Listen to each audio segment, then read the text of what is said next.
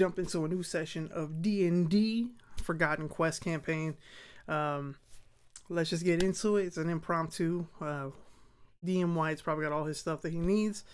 But yeah, let's just jump into this thing and get going. So I'm going to pop out the chat. That way, if anybody just stops in, you can say hello. But other than that, let's get to going. I have no idea where my good D&D friend is at, though.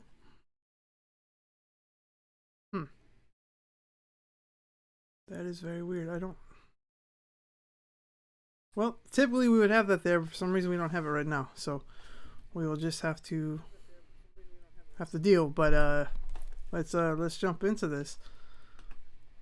All right. Hopefully the stream holds up. So here we go.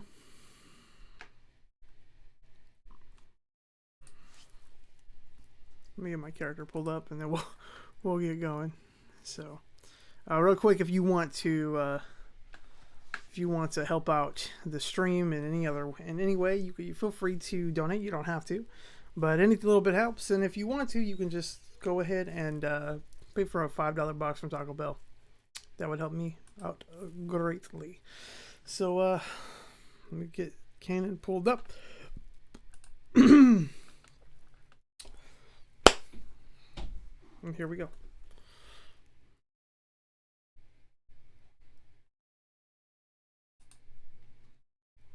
All right, and yeah, if I can get back to OBS. All right, we're gonna run that intro and then we'll get going.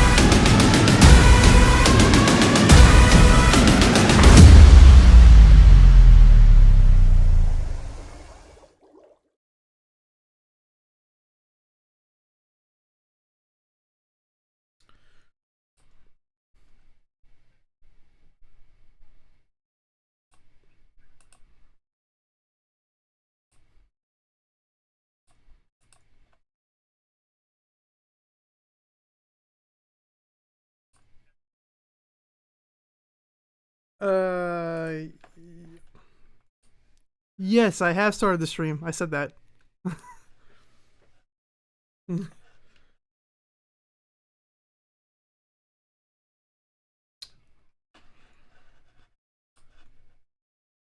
Yes, they should be.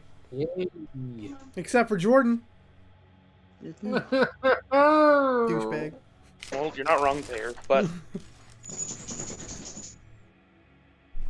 We find the cat who was spayed and neutered.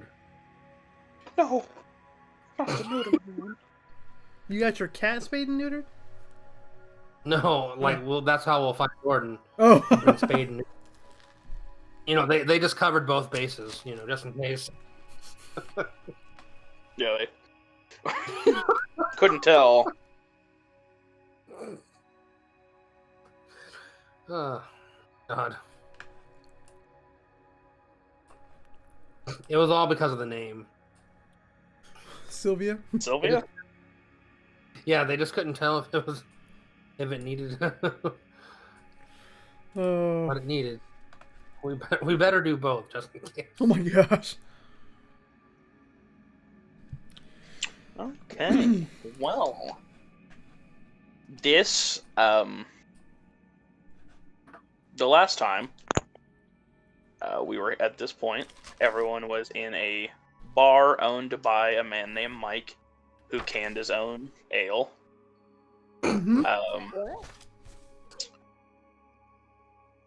He also gave you guys room in the tavern because the next day we were doing a 16-cart caravan. Yep. Oh, yeah. Yeah. And we wanted to make sure that everyone was well rested, so the shipment doesn't go missing, like all the shipments have for the last few days, or last couple shipments. Right.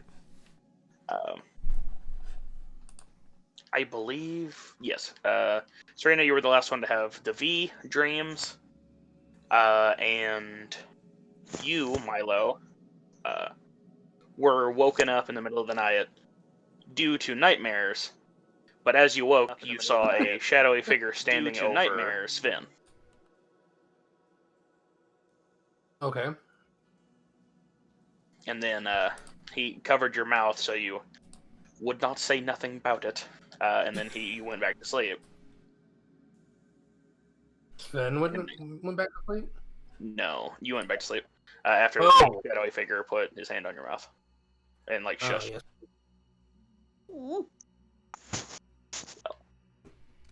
That being said, it is the next morning, and go ahead and roll d20s.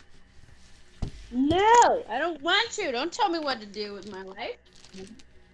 Fine, roll a d4 then.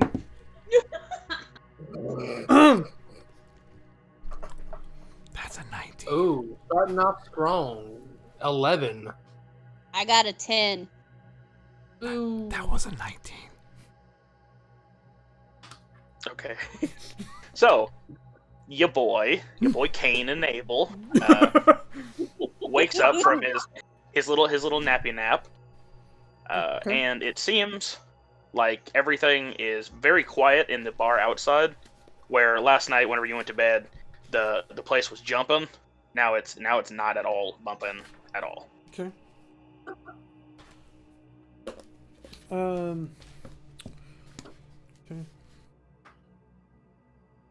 Quiet. Too quiet. Okay. I'm gonna get up. Of course, I'm gonna turn around, make sure Cindery's okay. I'm not gonna wake her up though. And I'm bleeding from my pores. you're bleeding from your pores. Yeah. Oh, did I forget to mention that? What? Yeah. No, I'm joking. Oh. And then I'm going to head outside the door to see where everyone is, like why it's so quiet. I guess Kanan is not too worried about those bleeding from the pores. Nah. The smoke, the outside the door. I mean, not the smoke. Stitch is out there, and he's kind of leaned up against the wall. It looks like he's been waiting for you. Stitch was the human? Yes.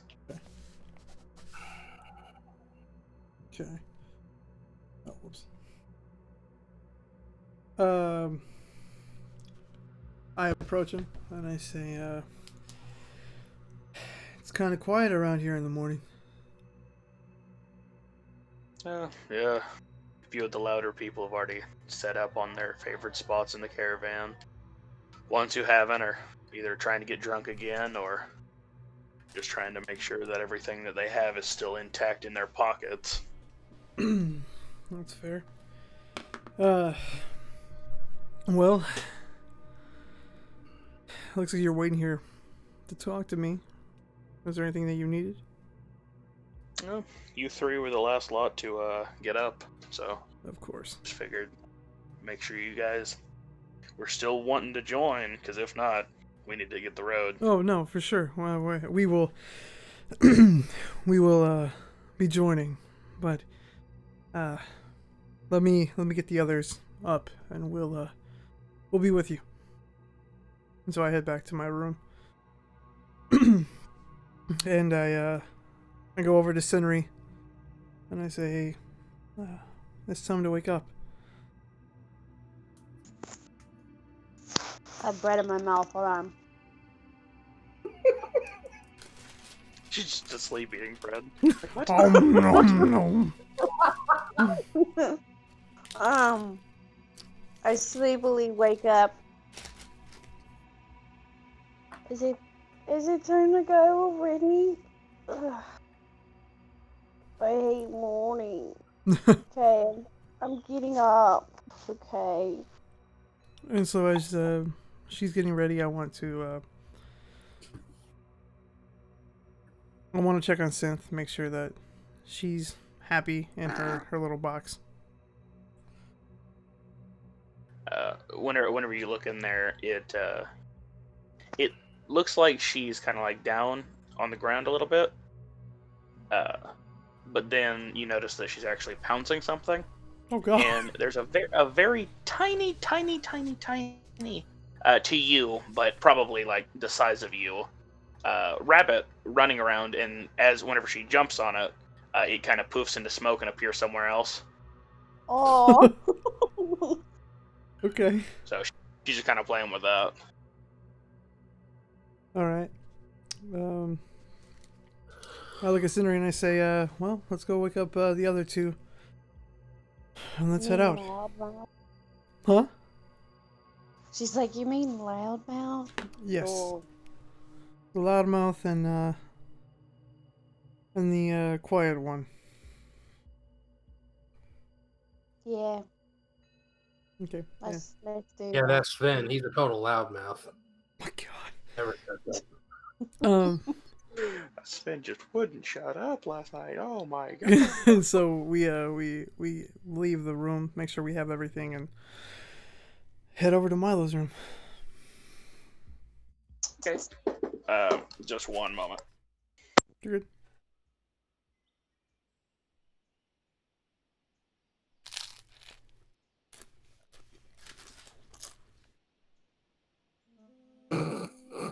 Kanan needs a taco while he's waiting. He just has a taco. Like, yes, of course. Morning taco.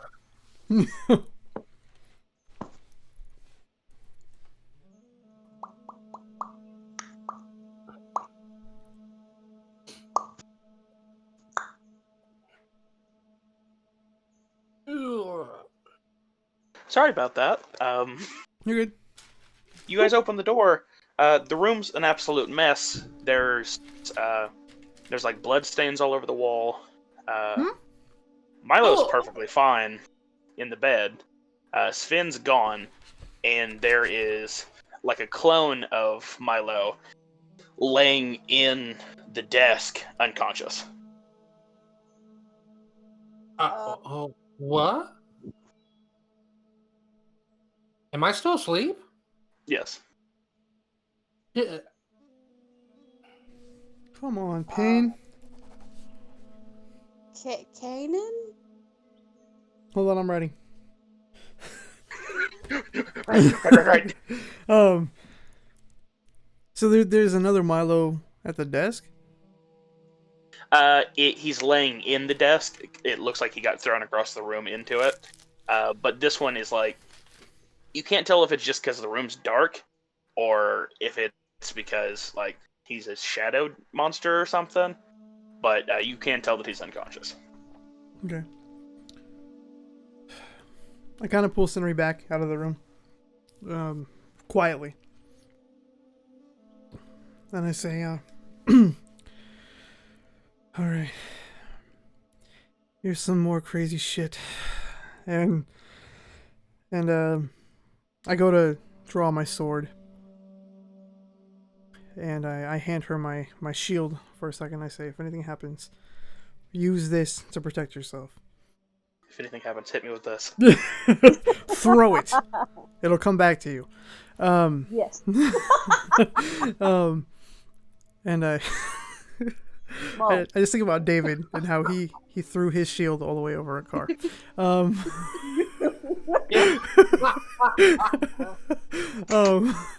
Anyways, So I head back in with my sword out, and I want to go ahead and cast. Detect. Where are my spells at? Do I have detect? I don't think I do. I don't think I do. Ah! Do I have it? Hold on.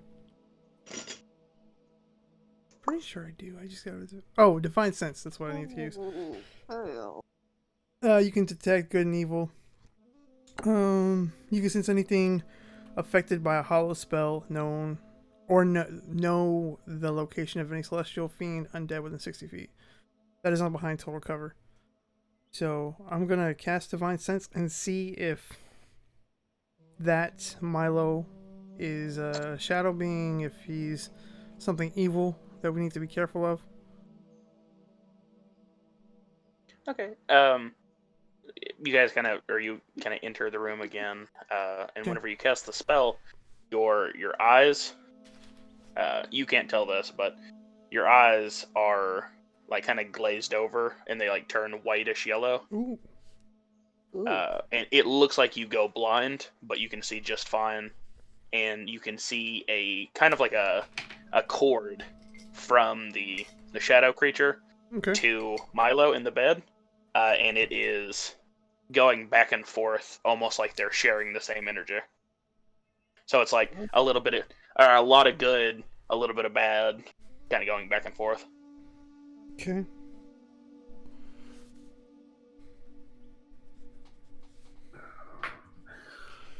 Oh.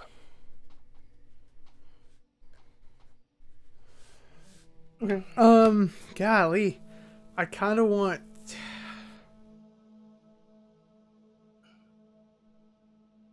And it's not a like physical cord though. It's like a spiritual cord, right? Yeah, you can only see it whenever you have your vision up. Because what I wanted to do was maybe cut it in half. But if it's not physically there, I can't do that. I'm gonna stealthily wake up the Milo in the bed. To try not to wake up the one on the table. Go ahead and roll a stealth check. Oh God! With disadvantage because I have disadvantage on my armor. Come on!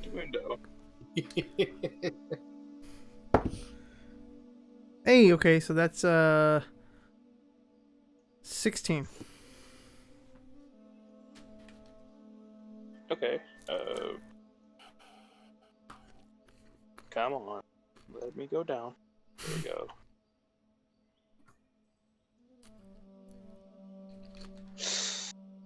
Milo, go ahead and roll a perception for me.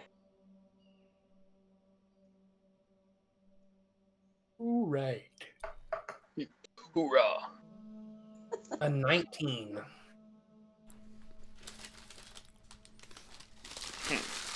Okay. Well, on your way over to him, you do kind of get him up. Okay. And he kind of like starts groggily waking up. But at the same time, the other one is as well.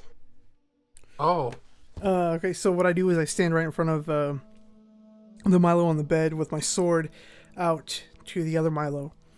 And I automatically say, what is your intent, demon? Oh. What's your intent, demon? Be gone. Am I awake at this point now? Yeah. Yes, you awake to the sight of the rear end of Kanan standing on your bed with a sword pointed towards a demon that looks like you. Kanan, what are you doing? I don't look at him, but I say that Senri's outside. Get up. Go to her. And I will take care of this. Take care of what? Like, I had a weird dream Perhaps I had too much to drink. So without noticing, without like turning around to see his head, I want to reach behind me and try to grab his head and like move it to the side of me so he can see the doppelganger in front of him.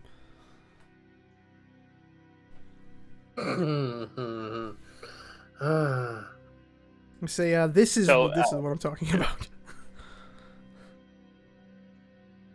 And at this point, the doppelganger is completely like awake, and it's looking at you guys, and like none of its like features are discernible because it all looks like black and shadowy.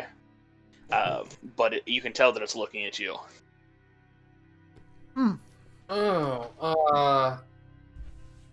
Kanan? Mm-hmm. What am I doing sitting on that desk? I don't know. Well, what I do know is that it has a spiritual connection to you. But I can't tell if it's good or evil. Where's Finn? Where's Finn? Where? Wow, I know I'm saying where's Finn, but it's coming out where is Finn, and I don't know why. Where's Finn?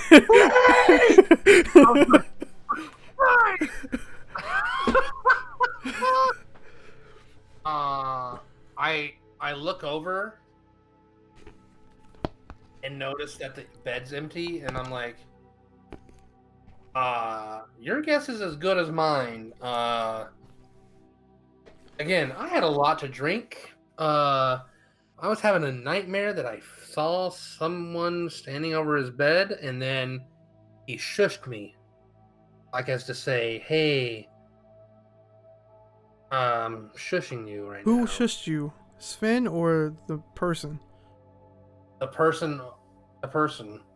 I didn't know who the person was. He was just standing there, and I was like, "Hey, you can't stand there." And he was like, "Well, Why do you exist? how about I?" He put his hand over my mouth as if to go, "Hey, if you keep the secret, I'll give you something." But he didn't give me anything. And then I woke up to you standing over my bed with a sword. So I say, what do you know of this demon? Where is our friend Sven? Yeah, me. What do you know about it? What do you know? It kind of like looks at you and then looks back down at itself, and kind of like gets up a little bit and like reaches into its pocket. Okay. And then it pulls out what appears to be 10 gold pieces. Oh, is it gonna pay me to be quiet? And it holds it up, and it like gestures to it, and then gestures to Milo, and then gestures to itself, and then kind of like shrugs.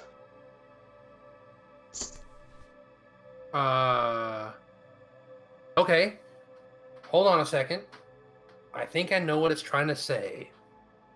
It's saying that it got paid gold pieces to shush me. Or to pretend to be me. Is that right, me? It shakes its head no. Evil me? Get down. How about this? Evil me. Do you speak words? It shakes its Or head do you no. just play charades? No. Whenever you say that, it taps its nose and points at you. Charades. Good call, Milo. Well, back home, I was, don't mean to brag, but I was a charade champion. So, I can speak this thing's language. It is me, after all. I guess it would know things that I would know, so let's test it. So, evil me, or me, dark me, or what do you want to be called? It You words. it kind of looks down, and it like kind of tilts its head a little bit, and then it shrugs. All right. Well said. So, evil me. What are you doing here? What do you want with us? Trying to say, I don't know. It points to Milo, and then, or no, it doesn't point to Milo. It stands there. It looks at both of you, and then goes and holds up 3 fingers. Okay, 3 words. And he taps his nose and points to you, and then he points to his index finger, and he goes, like, he kind of brings both of his hands to his chest, like closes them and brings them to his chest. So 3 words. He taps his nose with his index finger. You say he closes his hands and puts them to his chest? Is that what you said? Yeah, it's like he's grabbing the air and pulling it to his chest, almost. Huh. Are you aiming to give us a shot? No, Milo, I think you misunderstand. You said you were a charades champion. He points to his nose to say, that's right. No, I accidentally made a reference. I know what you did. I know what you did. Buh. Is it buh? So yes, that's right. And then with he wants to pull the air into his chest. I think Or he's into saying my green. chest. Are we taking your breath away? Oh my god. While this happens, go Shakes ahead. his head no, and he points to you two. He both hands. He points to you two, and then he like makes his fingertips touch together. No. No. Together? No. I go ahead and message Sinri. I say, you can go ahead and come on in. I kind of like tiptoe and I bring this heavy shield and I kind of walk in and No. what are we doing? We're trying to talk to Milo's twin. But he doesn't speak. Yeah. He only knows charades. And we can't seem to figure it out. Maybe you can. Okay, I'll try. Careful. So He I'll might be- get a little bit closer. He the shadow points towards you and then points towards Kanan, and then he makes his hands like fake lips, and then he puts the lips together, and then he like goes like, but without sound. Yes. See, I Can- understood that. Kanan's dark complexion goes very pale when he sees that. No, not yet. I mean, obviously, this guy is smart. He knows what's up. Wait, so I look at the shadow. No, we're friends for right now.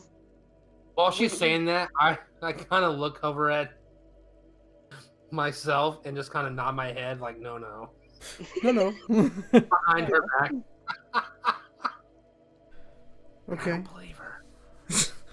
So The shadow kind of like taps his lip, and he kind of like moves his hands like, no, this isn't gonna work. And then he points towards Milo, and then he puts a thumb to himself, and then points towards Milo with both hands. And then he like Yes. kind of like lifts a foot to go towards you guys. Do you need to go in Milo to talk to him or to talk to us? He shakes his head yes after a couple seconds of contemplation. okay.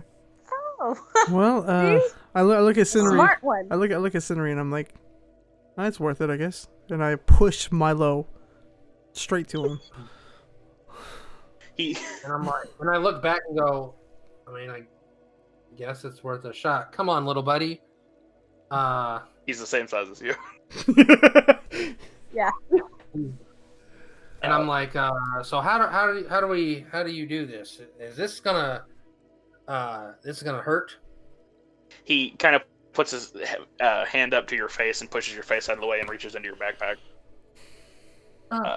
Hey, get out of there! He pulls What's out up there? the oil flask and the mirror Oh, that you have in your backpack, and he sticks his finger in the oil and then puts it to the mirror and writes the words "with him whole time," and then he holds it up for you guys to see and points to Milo.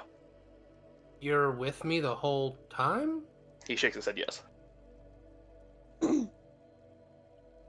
Are you perhaps like my? Are you like my? What are you? I don't are know. you? Wait a minute. Who are you?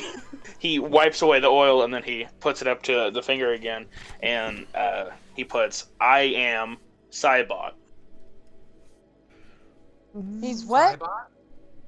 Cybot. Saibot. Hold on. Wait, I'm writing this down. You said, Why? you said You're amazing. SIBOT. SAI. Saibot. Okay. SAI. So you're like the? Are you like the darker me? Like me if? Like you're me but dark. Is that what you're trying to say, Cybot? He looks at you and kind of like lowers his shoulders, and then he starts pulling stuff out of his pockets.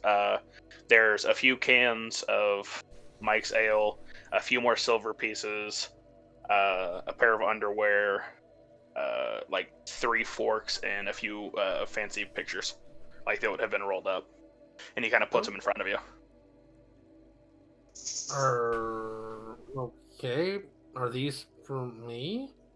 He shakes his head yes. Okay, I mean, where did you? What kind of underwear is it? Oh my god. It's female. It's Oh.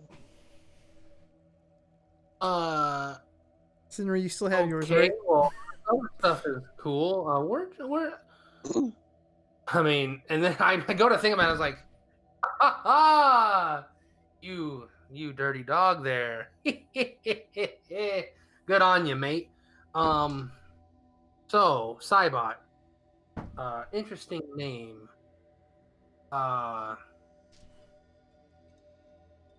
So you don't mean us harm. he shakes his head yes. And then he points to the stuff and he writes. He clears the mirror and writes again, and he put "stole them for you," but like the number 4 and then the letter U. Oh, wow. You stole them for me.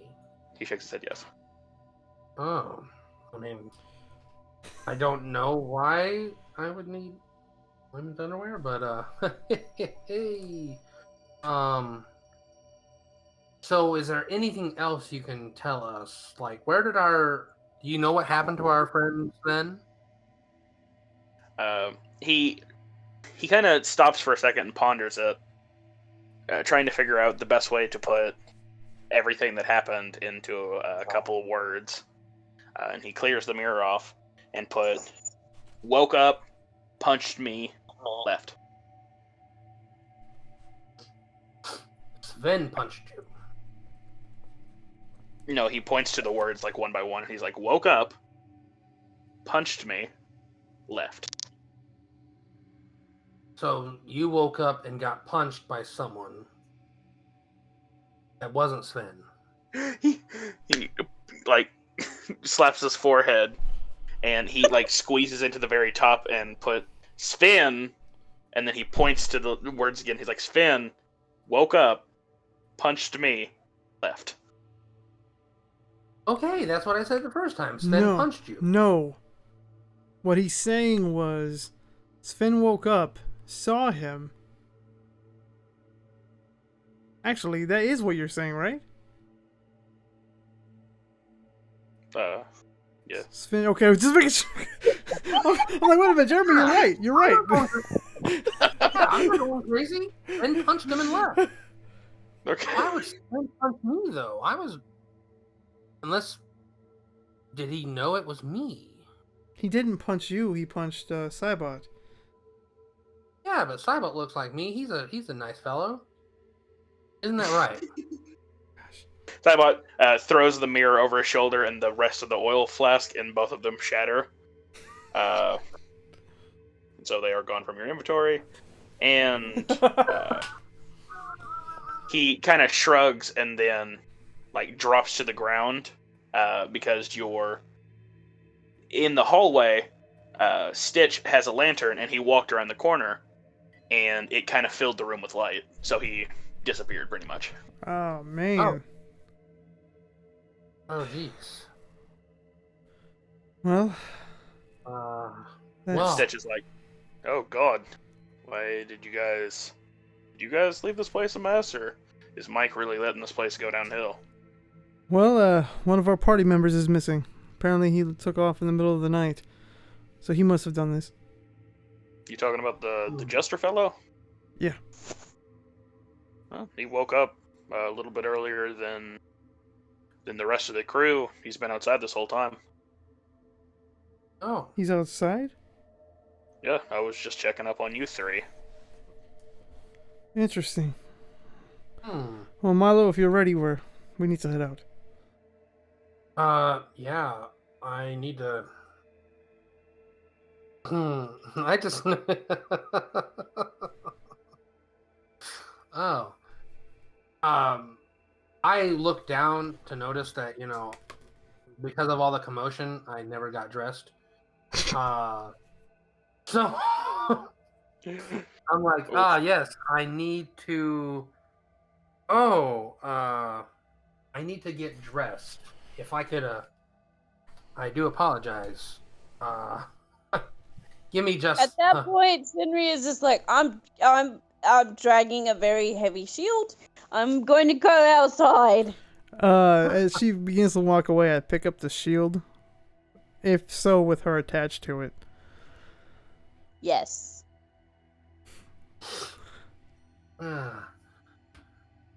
And as I'm getting dressed, I just kind of like go, what in the world is going on with this place? Well, I guess time to get the day started, and I get my things and then head out the room. All right. Well, Stitches, you two, I'm assuming, finished walking out with Stitch.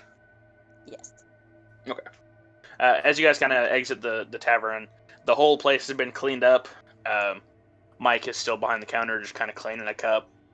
It's daylight outside. The sun seems to just barely be rising. All the dwarfs have found a spot to sit on each of the carriages. Like on 6 of them, like a few in the front and a few in the back.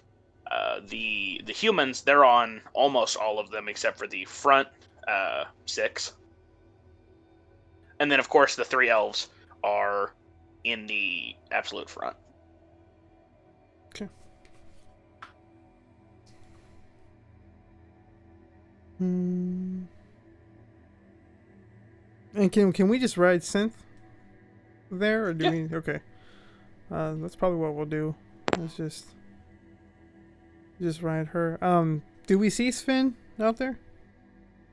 Yeah, he's actually talking to one of the elves. Okay. I'm going to approach him real quick. As you kind of approach, he cuts his conversation with the elves. Not short, but he comes to a reasonable conclusion and turns and sees you guys and goes, "Hey guys, didn't think you guys were going to wake up anytime soon." I look at him and say, "Sven, did anything weird happen last night?"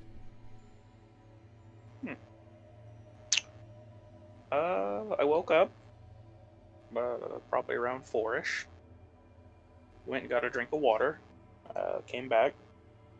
Went back to sleep until just a while ago. Okay. Did you happen to see any kind of shadows when you woke up? No. Can I roll insight on that? Yeah.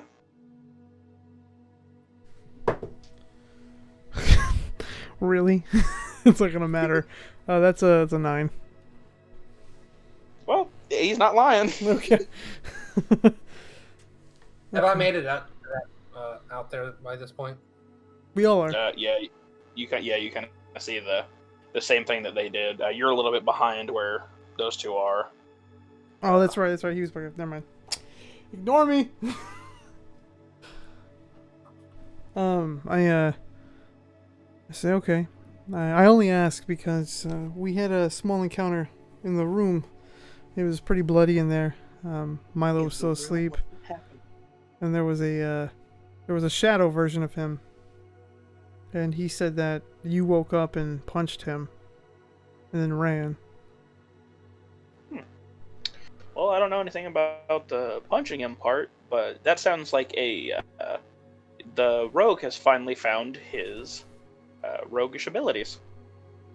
Every so often, from the rogue, from what the king has understood, a almost entity will leave his body, and it's sentient from what we can tell, but it will leave his body, collect stuff that he wants, and then bring it back to him. Oh no! Oh. Hence why I asked if Senri still had her underwear on her. Oh, I didn't hear that question! Oh no, for real, I didn't hear this question! What is... Can I check to see... Can I roll to see if I still have my underwear on me? Oh, my Oh, God. you still do. Okay. Oh, I do? Okay. Jesus. I assume, like, have I got it there? Because I wanted to ask Sven some questions. Okay. Yeah. Do I hear him talking about the roguish abilities? Oh yeah. He's not being quiet about it at all. I see him being very loud. He has his roguish abilities. Do you hear that? What do you mean by roguish abilities? Well, you know, like it probably found you money or stuff like that, right? Stuff that you wanted, or some stuff that you've seen that you might want later. What would you want with a girl's underwear?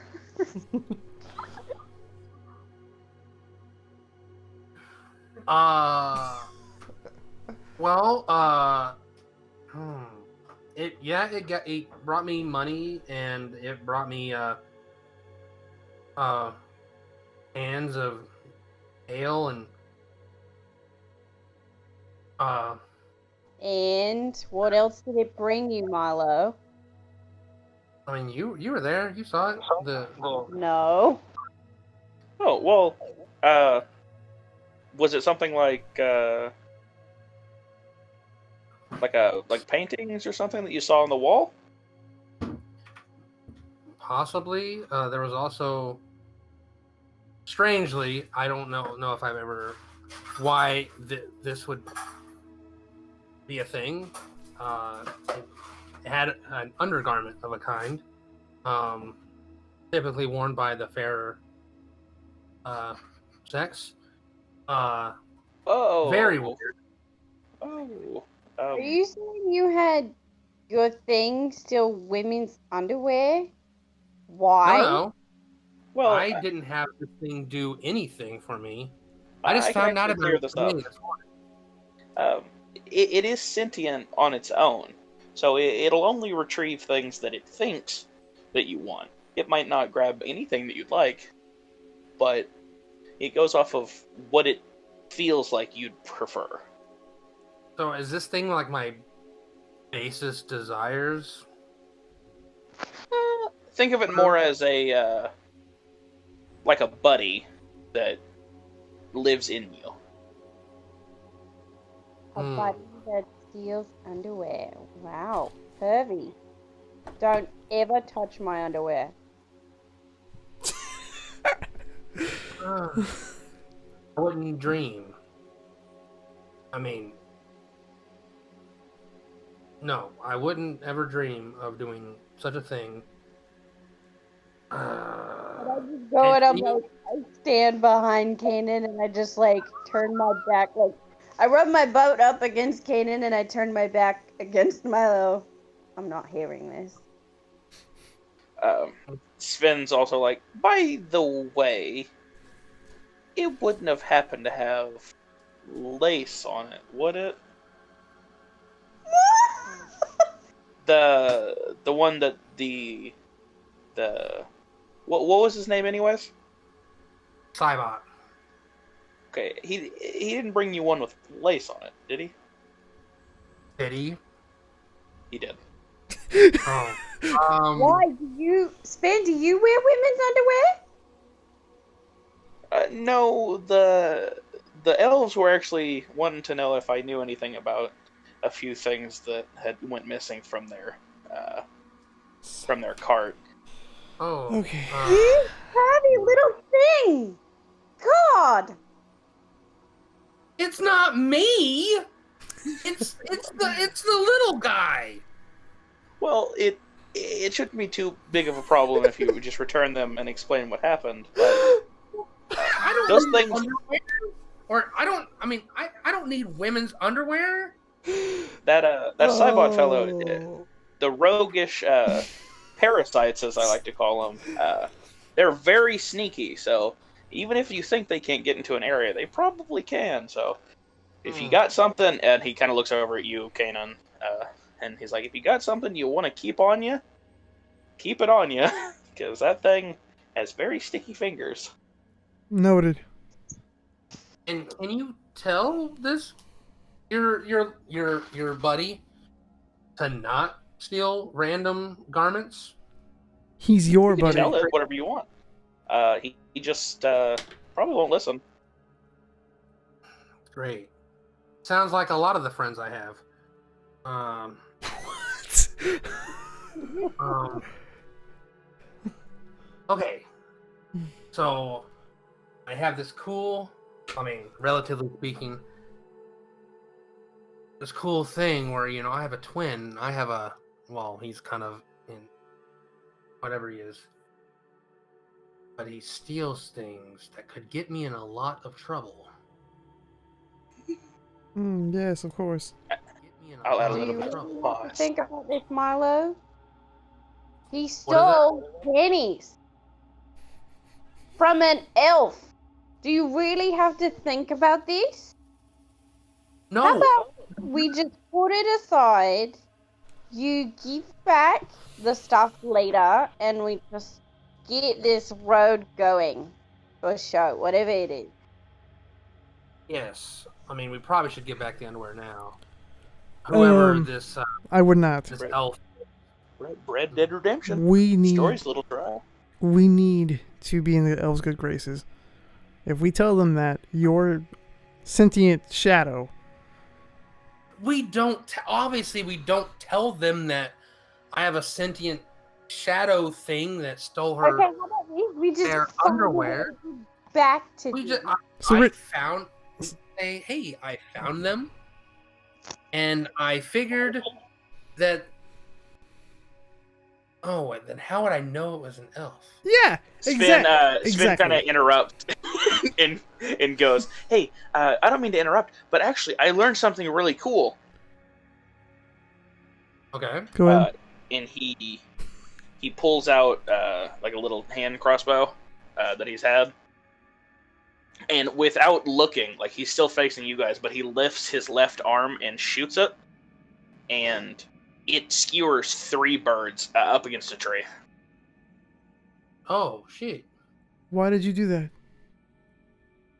Well, we needed some food for the road, so we were going to have to go hunting anyways. But I figured out I have great aim. Like, I've never even shot a crossbow in my life. And We're all full of surprises. he kind of heads over to collect the birds. No. I gave you a quarterstaff, and you were like, I don't know what to do with a quarterstaff, and now you have a crossbow, and you're like, I oh. still don't know what to do with the quarterstaff. I never used a weapon. Okay. Fair enough. If you're... I'm sorry, I didn't mean for that to be rude. Stitch gave me this crossbow. Oh, that's fine. That's okay. You're fine. I'm just more amazed. But if you don't mind going to go retrieve those birds, that'd be great. Right on it. And I look at my... He kind of Oh, go ahead. starts into the woods. Because it was probably a good, 300 meters away. So he's going to be gone for a hot minute. I was actually thinking that when he said, hey guys, I learned something cool, I thought you were going to be like, the caravan's leaving. I was going to be like, oh. Caravan's gone. I look at Milo and I say, what I'm saying is we can't return those undergarments because they're going to question how you knew they were theirs, where you got them, and why you were, and more likely they'll be in their quarters, so why were you in those quarters? The best thing to do is, until we're done with this mission, either throw them out, hold on to them, but don't give them back. Smart idea. And real quick, Kanan, and I pull him aside out of earshot. I'm like, so obviously this thing, I mean, at least might be playing off my whatever. Oh no, say it doing out things- loud. Say it. I want to hear you say it. I want to know Kanan's reaction. Fluffernutter. Fluffernutter! This shadow is clearly, according to Sven, I guess, taking things that he thinks that I want. Maybe you have some I- weird things for elves. I don't know. I don't know. I've never. I mean, yes, I have a thing for. Never mind. That's not. No. I want to hear this. I want to hear this. Yes. Okay. Fine. I'm just saying right here and now that I will apologize if this thing comes after you, Senri, because of things that I feel. And if anything happens, I give you full permission. I mean, you don't need permission. You'll probably do it anyway. But I will completely understand if please, if that happens, you hit me in the face, or you do whatever, because I deserve it, because my stupid shadow brain thing wants to be stupid. I will try my best to not let that happen. But obviously it's gonna do whatever it's gonna do. So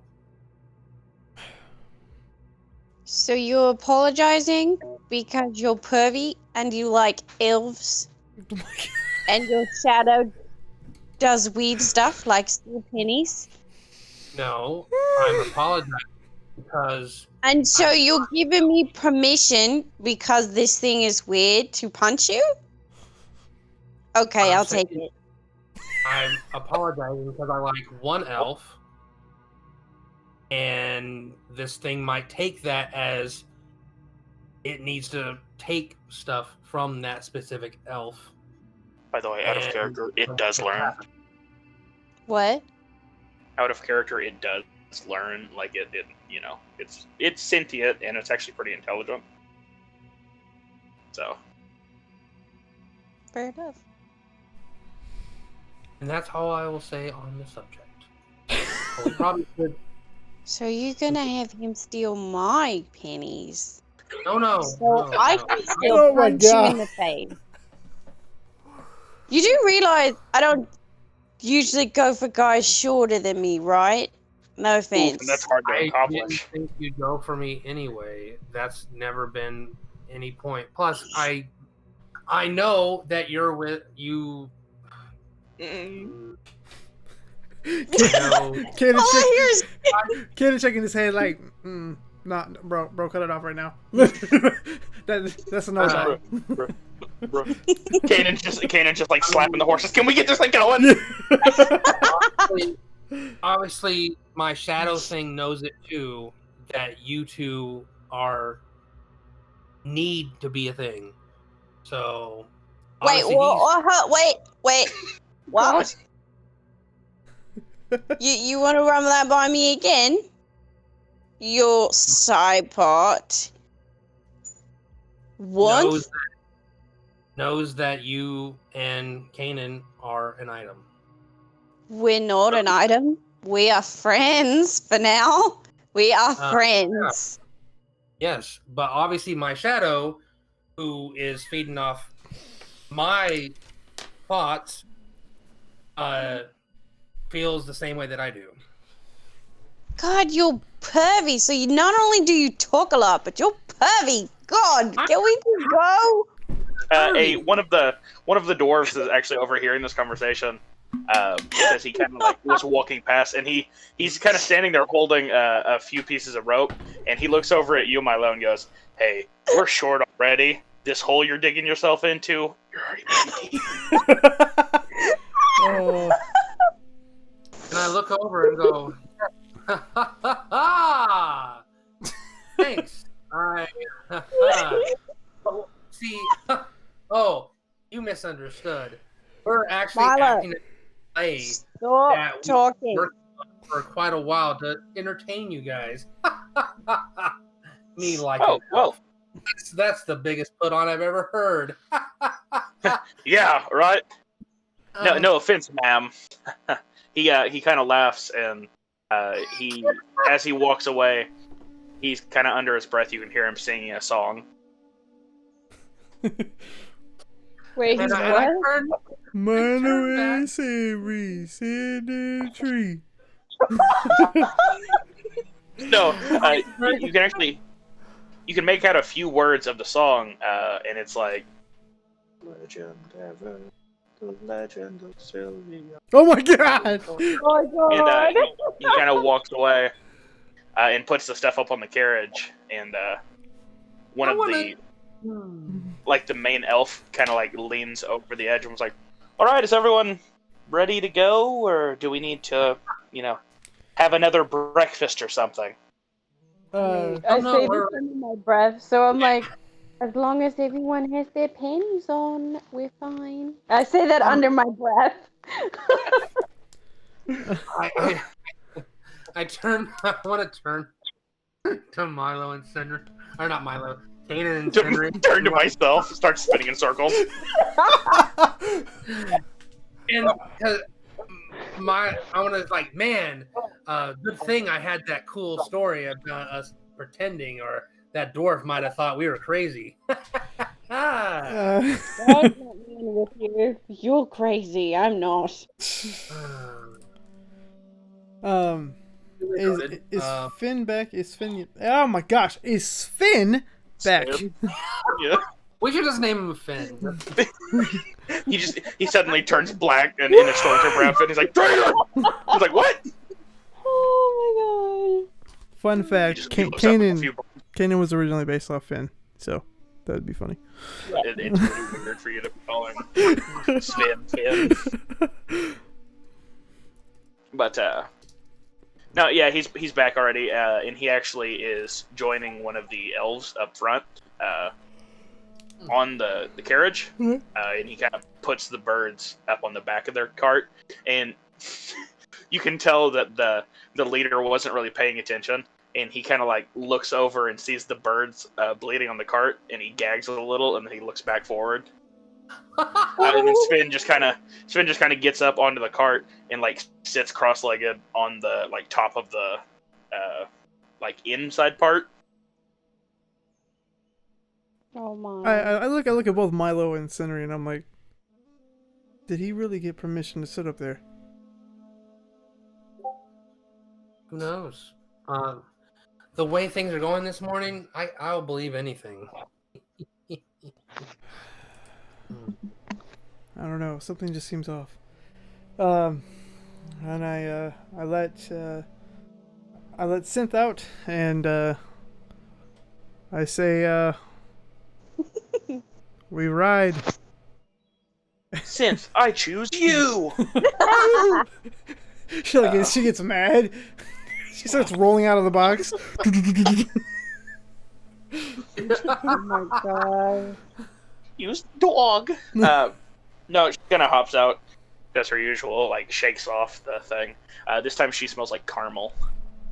Caramel? Was the rabbit caramel? Yes. It's a Cadbury bunny. Really? Yes, it is. I'm glad you got that. All right. All right. So we get on top and we follow the caravan. We ride. Woo! Well, it starts going a little bit slow at first, and then, like once it gets to max pace, you guys are actually going pretty fast, and you guys are going along the coastline. Okay. A few of the back carts are singing, like the humans and the dwarves are all singing together. We're But all the in carts, this together. No. the carts in the middle have already been shushed by the elves to stop singing, so they're not talking. They're just kind of like whispering to each other. But the ones in the back they're far enough away that they're singing just fine, because the elves can't really do anything about that. Okay.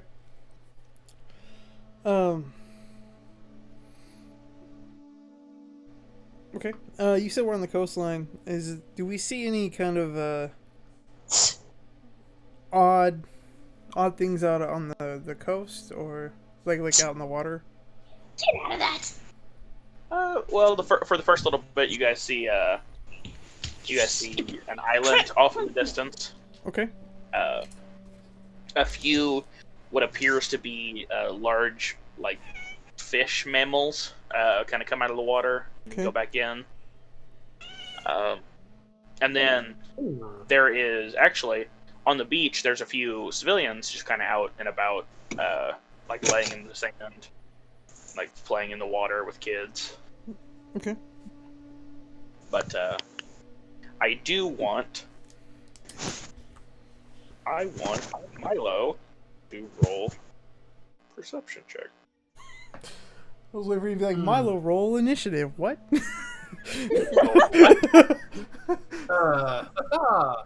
A 15. 15. Okay. Give me a second, Buddy Bear Bass Tournament.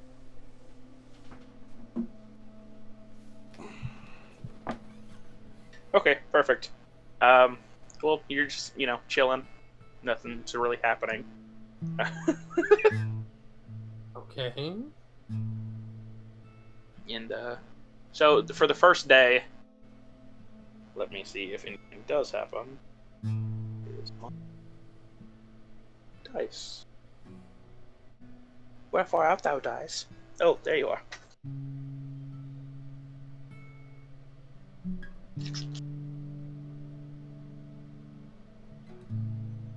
Casually playing the guitar on the back of the wolf.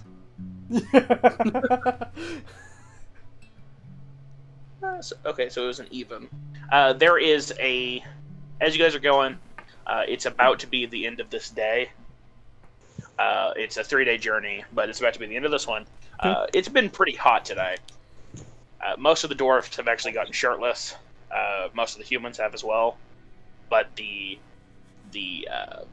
elves cart, Sven actually leaned down like he was listening to something from the cart, and then he kind of crawled to the back and slapped a box on the back of the cart, and then like snowflakes started forming on the back of the box, and it was kind of connected to the cart, and then like pieces of like magic kind of comes down on the windows.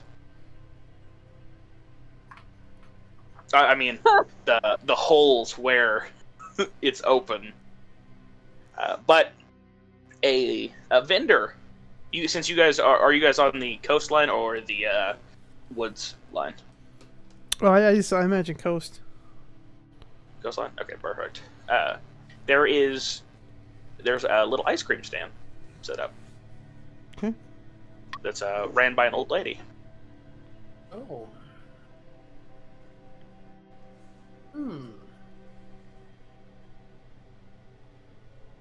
And you guys would probably have enough time if you wanted to stop to get something real quick and talk to her for maybe a couple minutes, because the caravan it's moving fast, but nothing that a wolf can't catch up to. Okay. I look back at the other two and I say, do we want to stop real quick? It is quite warm out. Sure. Cedric? I do if Cynthia girl wants to. And I looked at him like, Cynthia, you want an ice cream? Oh! All right, then I pull off and we stop. You pull up on the side of the road. I was gonna say, Milo goes, man, I'd kill for an ice cream, and all of a sudden, yeah, like oh. Did you? Does Milo actually say that? No, No, he doesn't. He doesn't. Does he think that? Like he would like physically kill someone for an ice cream? Is that what we're going for? Well, jokingly. I know I go over, but I'll go over. Yeah, I go over as well without thinking of nothing. Uh-huh. now you're just worried that if I ask you anything, you're gonna be like, does Milo have legs? And you're like, I don't know. No. Don't metagame, Jeremy. You don't know. But the old lady is she's underneath the shade. She's got a thing over her head, a parasol. Okay. And she sees you guys approaching, and she goes, "Hello." Hello there. Hello there. Wait a second. I'm gonna metagame for a minute. The last time Wyatt gave us food. The first time he gave us food, it was from a succubus. The second time he gave us food were apples from the kingdom. Do we really want to go and pursue the fact that this is a nice lady vendor? Just a thought. Don't metagame. If we screw up, we screw up. No. I'm just saying. No, actually, well, theoretically, this wouldn't really be metagaming because it's like you've had negative experiences with food in this kingdom before. Technically, yes.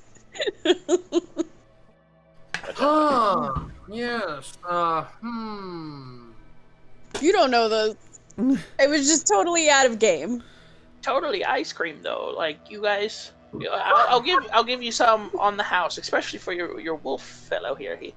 I do hate to see animals that are overheating in this warm sun. And she kind of pulls out a tub from the cart, and it's like got meat and stuff in it, but it's ice cream. And she kind of sets it to the side. Is there a way What to kind tell? of ice cream is it? What? He said, "What kind of ice cream is it?" Steak. Steak ice cream. It's like meat ice cream. It's like raw, bloody ice cream. Yeah. Is there a way to tell if it could be potentially poisoned or something wrong with it? I mean, you can try it yourself. Oh my god. This is when I need that spell. I need purify food and water. Hold on. come in handy. What if I let Cyber ice cream? What the flip was that? Was that just on my end? What? He sounded like a chipmunk. Oh no, that was definitely just on your end. Okay. That's fine to me. Oh, geez. I don't know how effective it would be, but if Cybot tried it and he's fine, perhaps we'd be fine too? Yes, because But giving a shadow food is going to prove that the food is safe. But, Yeah, we are connected. while you guys So are if talking, we're- you can kind of see Cybot like put his fingers on the counter and then just kind of like lift his head up over the counter, and he can just see you guys. He's just kind of waiting. The counter, and he can just see you Hey, guys. buddy. Come over here. We have some. We have a task for you. He kind of looks up at the old lady, and the old lady like looks down at him. No surprise at all for some reason. But he looks at you guys, and then he looks at the bucket of ice cream that's like sitting there, and he kind of like walks to the edge of the shade, and he like mimes reaching for it, but he's not leaving the shade. So I go and ask for a scoop of ice cream. That way I can give it to Cybot. So he's like, "Oh, of course. Anything for you guys." She scoops out some ice cream. It's like green mint ice cream. And Cybot takes a spoon and eats some of it. And then he drops the spoon and like grabs his chest and falls over onto the ground. Oh, son of And he starts like kicking his legs violently. And then he quickly gets back up and he points to it and kind of shrugs. Really? Oh, it could kill us. Who cares? Well,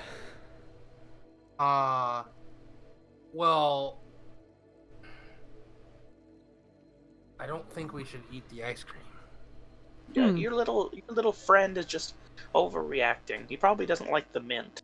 Here, and she scoops up another one that has like looks like chocolate in it, and she kind of force feeds Cybot. And he kind of catches him off guard, and after taking the bite, he like grabs his chest and falls over on it and like rolls around a couple times and then falls where you guys can't see him behind the cart, and then he stands up. You know, I think we should thank her, and I think we should get back to our mission. So, Yeah. you're very Everyone knows. kind, and we eat ice like cream. you. I mean, thank you for your beautiful, lovely ice cream cart, but you know, I think we really have to get going. So, have a wonderful day. Hey, Kanan, let's go. Cynthia, come on, girlie, let's go. Mouth, let's go. Are you sure? Are you sure? Your little friend here. These creatures are over dramatic. Here, I'll try some myself. And she takes a scoop of the chocolate and she eats some of it and she's like, and then like puts the spoon back down on the table. Can I do an insight check to see if I trust this food? I like how like almost all of the insight checks so far have just been over food. Yeah, go for it. Okay. I'm rolling the dice. Oh god, It's a I one. trust it. No! No! What was it? It was a 3. Oh, it's better than 1. Oh, no, wait. So, So it was a 9 in total. oh, okay. Yeah, it ice cream. I mean, Because you rolled low, it's ice cream. no, it's ice cream. It's like, I mean, she's not dead and she swallowed it. All right. could be immune to poison. Here's the thing. If I will try it. And if I start to feel awful. I will do what I can to heal myself of the poison. How about you let Milo eat it? He looks really cool. No. I do have advantage against poison. Poison. I have. Poison. Poison. Poison. Poison. All right. Then, if you feel like you can do it, go ahead. I'm nothing but if not brave. And I take a scoop. She puts it into a like a waffle cone. She puts a couple scoops on there. She's like, "You want sprinkles?" No, thank you. Rat poison. She hands it to you. I'm trying to wash my face. You're gonna Oh, yeah, what? the sprinkles. Sprinkles will make your finger go down. I'm like, no sprinkles for me. Just the ice cream things. Oh, okay, there you go. Hands you the chocolate ice cream. Oh man. I take a look back at Senri and Kanan, and I'm like, here's knowing you, and I take a bite of it.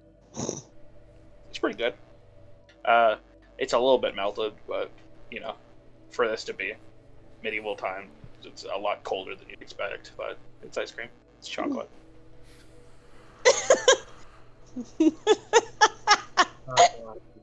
I'm waiting for that Constitution saving throw. Yep.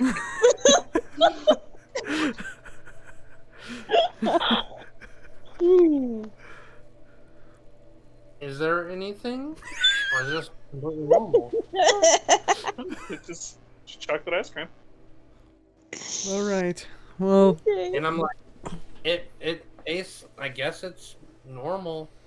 I'm not being affected by it. I Right, swear. Kanan. I swear. Have we ever had ice cream before? I mean, I'm assuming you've had cold cream. I don't think I have. But I okay. lived in the woods. You leak to the ground sometimes, right? That's practically ice cream. I guess I go ahead and take a cone as well, and then get something for Synth. She's like, "Oh, what flavor would you like?" I will take the same one that my friend had. Okay. I do recommend not giving you this one, the Big Wolf chocolate. I heard that's bad for animals. Do you have another flavor? Oh, I've got a bunch. I've got 28 different flavors, I think. By chance, is your name Baskin? Or Robin. That's my last name. My two sons actually made this card for me out of some magic that we got from the elves. Their names are Ben and Jerry.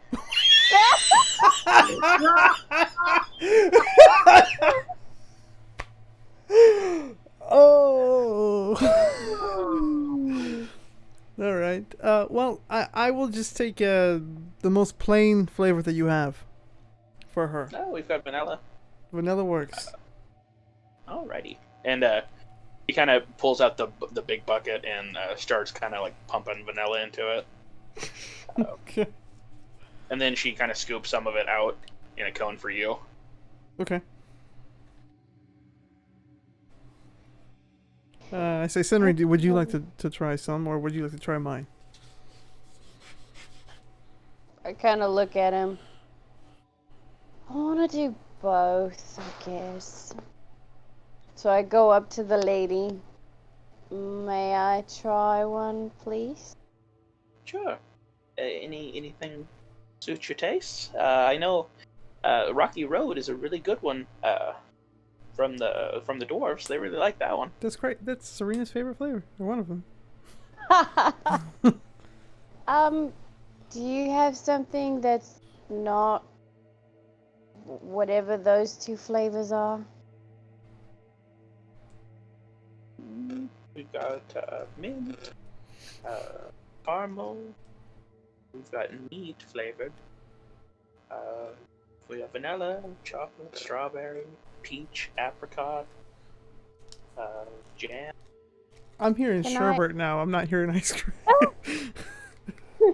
Can I try the peach one, please? Sure thing. And whenever she gets this one, she scoops out the peach. One is kind of like a pale, like tannish color, and she puts a frozen slice of peach in the side as like a garnish and hands it to you. Oh, thank you. I take a bite of it. Okay. And then you die. No, Figured. Crap. just waiting for everyone to take a bite before the poison steps in. No, Synth kind of eats hers pretty fast, cools down a little bit, and then the old lady's like, "All right, if you guys are through on your way back through, I should still be here. So you guys best be getting along though. It's even like your caravan's leaving." Oh, yes. And it's not too far away, but it is heading out. Thank you for your hospitality. I do apologize. We apologize for being skeptical. And then I bow, and then I jump on Synth, and wait for the other two. Thank you, and I'm sorry. And then I go and I hop aboard Synth too. And I'm like, yeah, pretty good actually. Sorry about my my friend over there. He's just a loser. And I Really? goodbye. Are you talking about Cybot. Yeah, Cybot. Oh my god! Oh god, okay. What? And What? then, yeah, What was with that sleight of hand check? What? Nothing. Oh. Nothing at all is happening. And Sabot's already gone at this point. He kind of lives in your shadow. oh, okay. He's gonna come to hate you one day, Milo. Oh god. Always living in the shadow. He talks so much that I can't get a word in because now that's why I can't talk. No, but you guys kind of get back on old synthesizer. Start marching your way down the street. Okay. And then a little bit of time passes, and the elves up front.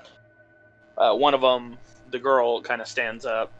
She's pretty tall, pretty pretty, and kind of like says with a very soothing voice, "We're setting up camp here tonight." And some of the dwarves pass the message down to the back cart, and then they kind of create a really tight knit circle of the cart. And then they start like setting up camp for the night. And it's kind of in the middle of the road, where there's trees on both sides of the road.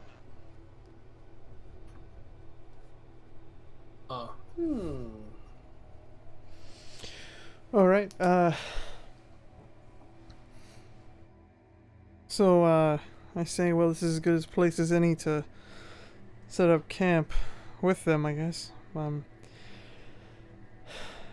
However, actually, I don't even know if we have any outdoor equipment. I mean, we've got bedrolls. Does anybody have tents? Don't think I do. Anybody carrying a tent with them? No, we gotta carry a yurt, guys. It's not a tent, it's a yurt. A yurt. Yeah. I mean, I got a no. trap. Yeah. But that's it. You got a what? I got a... oh, God. Words. Hold on. I cold, guys. I have a trap, but that's about it. Oh. Do you have a bedroll? Yeah, I have a bedroll. Okay. As do I. Okay. Well, we might be just sleeping out in the open tonight, unless Yeah, some of them, pretty warm. unless some of them have a spare tent. But I jump off and I put Synth up for the night in her little box, and go ahead and get my bedroll ready. But I want to check the area, see if there's potentially any food. Because I feel like, the homie Sven has taken the food for the elves. So, this is kind of crucial. There's almost 3 factions that have already started setting up. okay. The dwarves are set up near the fire in the Okay. middle, and they're like stoking the fire and they're kind of circling it. The humans have actually taken up base on outside of the circle of carts, and then the elves, they actually, all 3 of them come out of their little carriage, press a button on the side of their cart, Okay. and the wheels kind of drop down, and then it kind of opens up a little bit better to make like a tent. Okay. And then they head back inside, and Sven kind of jumps down and walks over to the fire. Okay.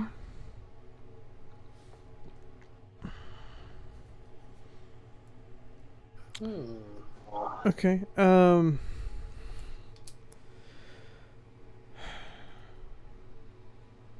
gonna walk over to Sven first. I'm gonna ask him what he was doing with the elves.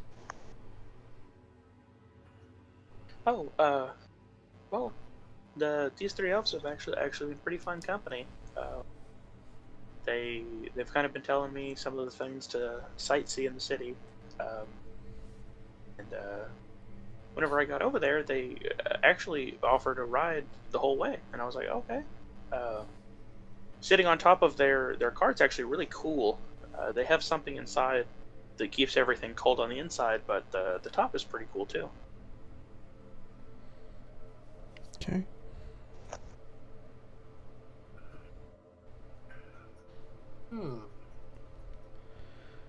Okay. I say, well, I mean, you were more than welcome to ride with us, but if that's what you chose to do, that's fine. Are you sleeping with them tonight, or what is your plan? I'm not really feeling tired, so I was probably just gonna watch the perimeter with Stitch. Okay.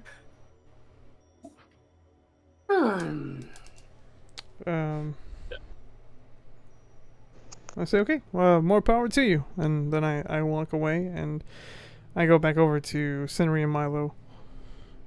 Yeah, before you do that, could you go ahead and roll a perception for me? Sure. Oh, what dice? Come on, big money, big money. That's a nat 20. Oh God, okay. He's in the same like outfit that you guys gave him a while ago. Mhm. It's super like spotlessly clean, Okay. but it's fitting a lot tighter now, and you can tell that Sven is noticeably taller than he was like a day ago, like by half a foot. Okay. I say, real quick, have you been working out? I don't know, you just seem a little bit, stockier. He kind of blushes and like puts his hand behind his head. He's like, "Come on now, you're making me feel weird." No, I've just been, doing what I always do. It has been. I do have to thank you though, because I think it's been 2 or 3 days since someone's given me a life-threatening illness. So that's good. Well, no one I've does. been feeling better than I ever been. Well, that's good. No one deserves to live a life like that. Well, go do what you were gonna do. I'm going to go back to the group and figure out what we're gonna do for the night. So then I walk away. And you waddled away. I say, since we're staying here for the night, I do want to go look around for food. maybe check the perimeter before we head to bed. And I kind of get closer to both of them, and I say, something's off. More than usual. Like that's become Kanan's like catchphrase. Something's off. Something's not right here. Oh. Wait a minute. I say, watch Sven. He's getting taller. He's looks like he's getting maybe a little bit stronger. The fact that he could shoot that bow earlier was beyond me with no training. So, it's not that I don't trust him, but I don't know. But would you two like to accompany me, or do you want to stay around here?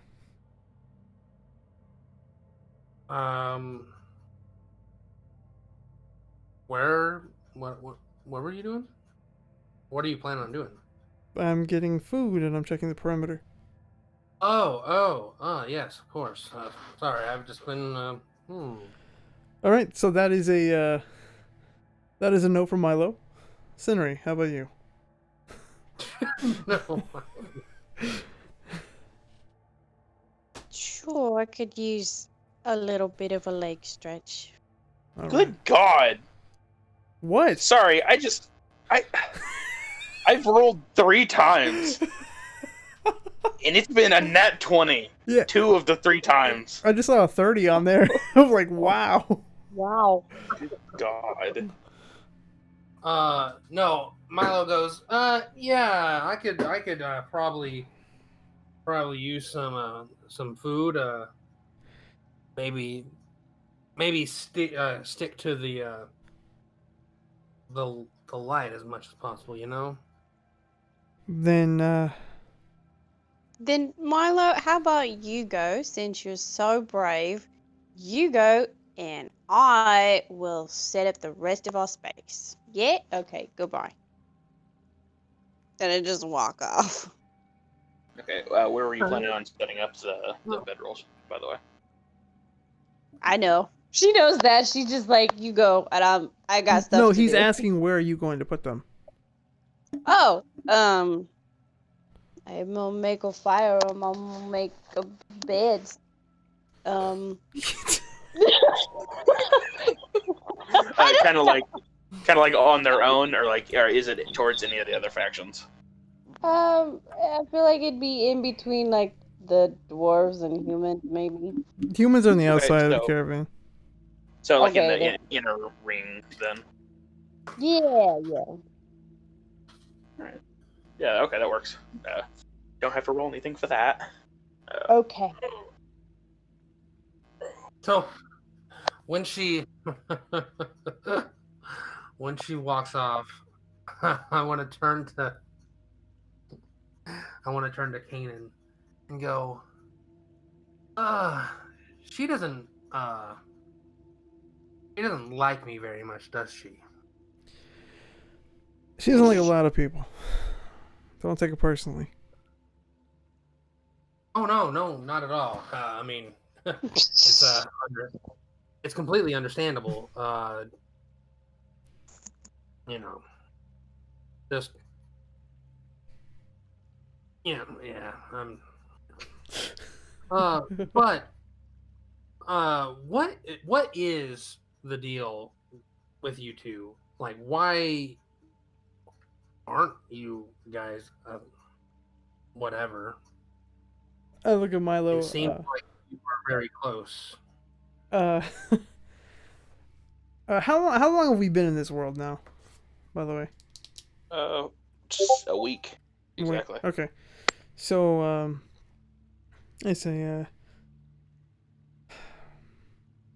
we've only known each other for about a little over a month. But the reason why we're so close is because we didn't have anybody else when we met each other. So we had to watch each other's back. She's the one who saved me. There was there was a night where Synth went out to go get some food. I stayed at our camp, and I was attacked by some creatures, and all of a Wasn't sudden, a cat thing, was it? no. And like cat. Oh, good, good. And out of nowhere, this moon elf shows up and takes out these creatures, and then we kind of just stuck together after that. And I kind of made a vow that I owed her my life. Or, yeah. I mean, So, as far as a relationship, that's up to the gods to determine. But for now, we are companions in this. And if that's all we're meant to be, that's all we're meant to be. I mean, again, my shadow self seems to think that you guys are an item, or at least implying that he believes that you should be. So I'm not sure, but I'd be lying if I said I didn't want to be. But I have a duty to hold, to do. And I understand. And she's dealing with her own demons. I know how that is, wanting someone or something and not being able to have it, or being able to whatever.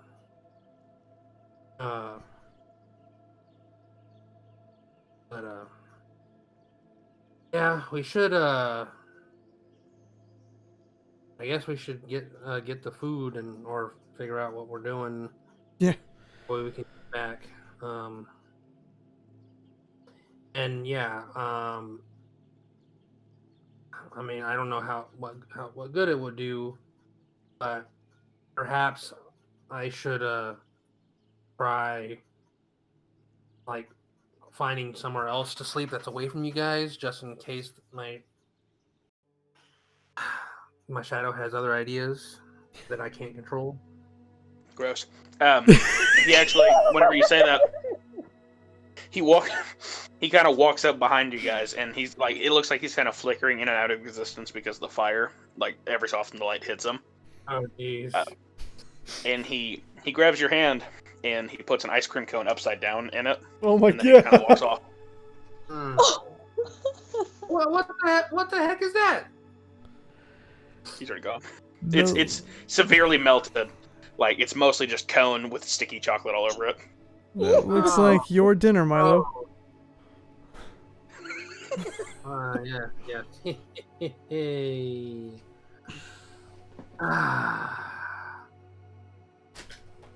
I'll go get this cleaned up, and I will meet you guys up later. Okay. So I continue into the woods by myself. Into the woods.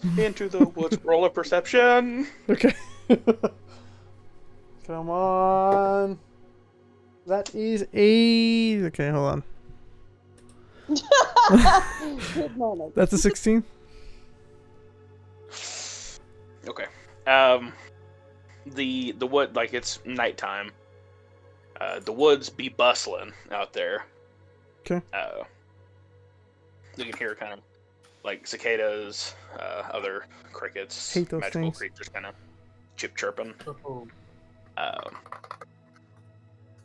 Can't really find anything like worth eating yet.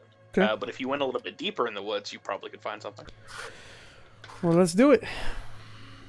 Let's keep going. Alrighty, go ahead and roll another perception check for me. Come on, big money. That is a math 12. Oh, okay. You've kind of stumbled into like a almost a clearing, but it's still like pretty wooded. It's just not as dense. Okay. You can't see the caravan. Can't see the light from the caravan anymore. Okay. Can't even really see the fire from the caravan either. Oh boy. So now would be the perfect time to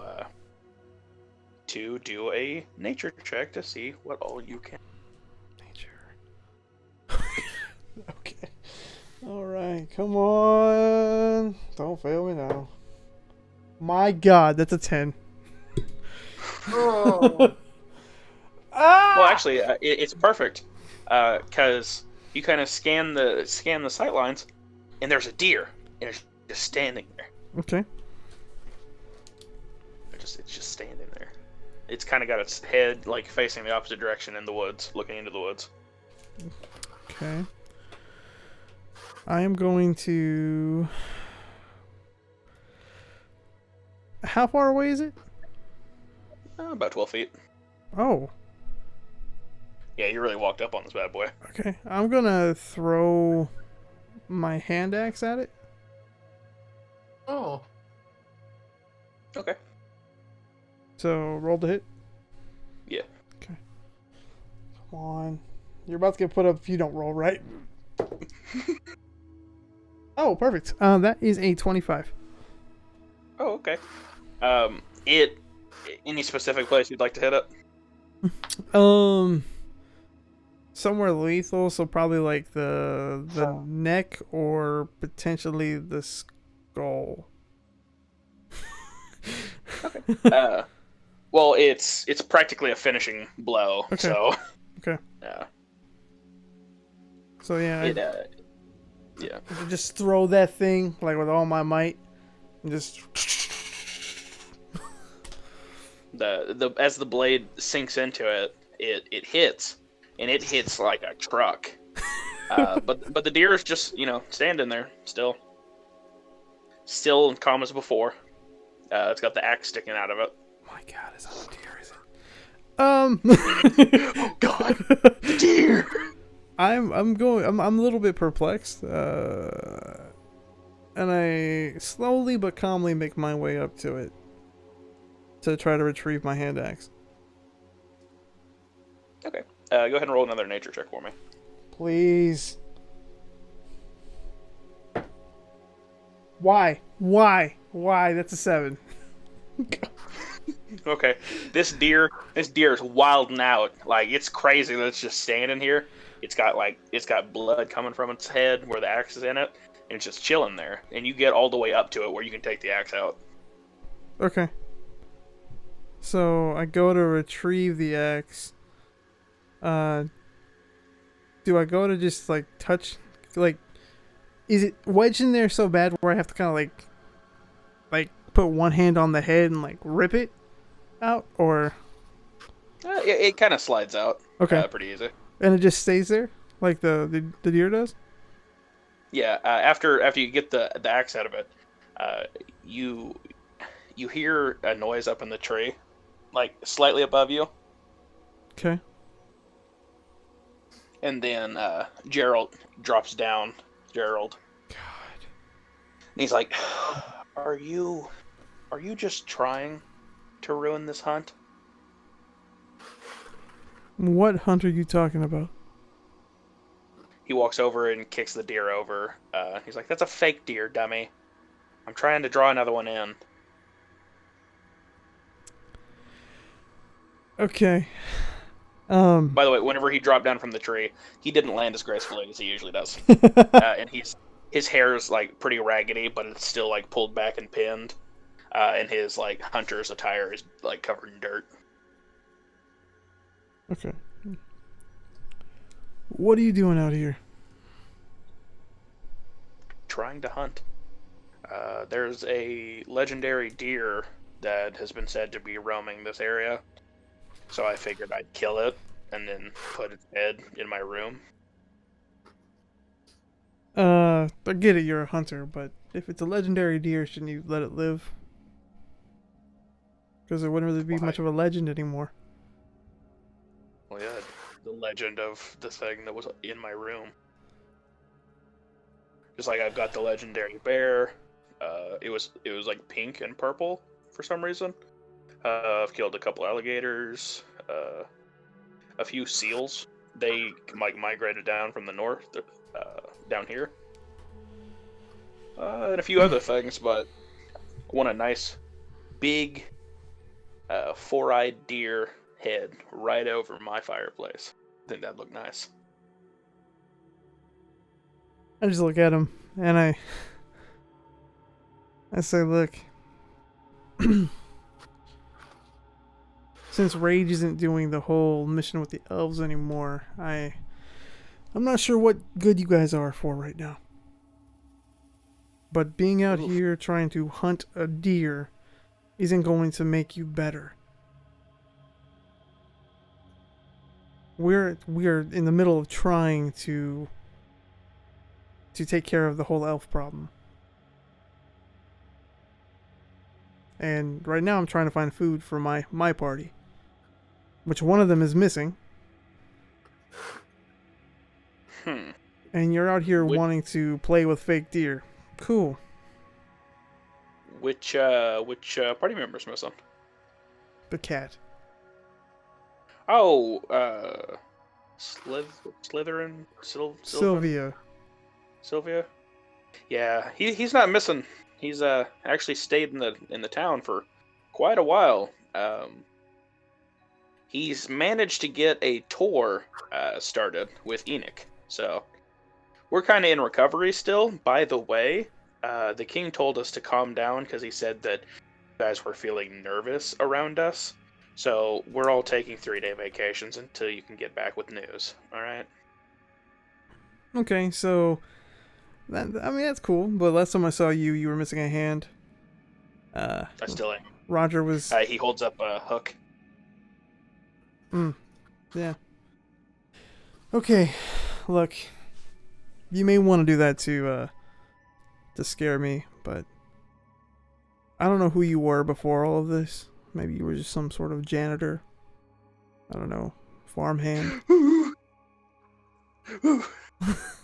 Whenever you say that, he generally like his eyes like get big for a few seconds, and then he kind of like looks away, and then he like shrugs it off and looks back at you. He says, "But before this, I was a soldier. I've seen war, and you guys play around like this is some sort of game.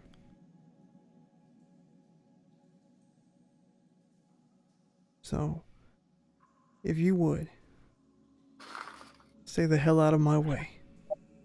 Don't come near my group."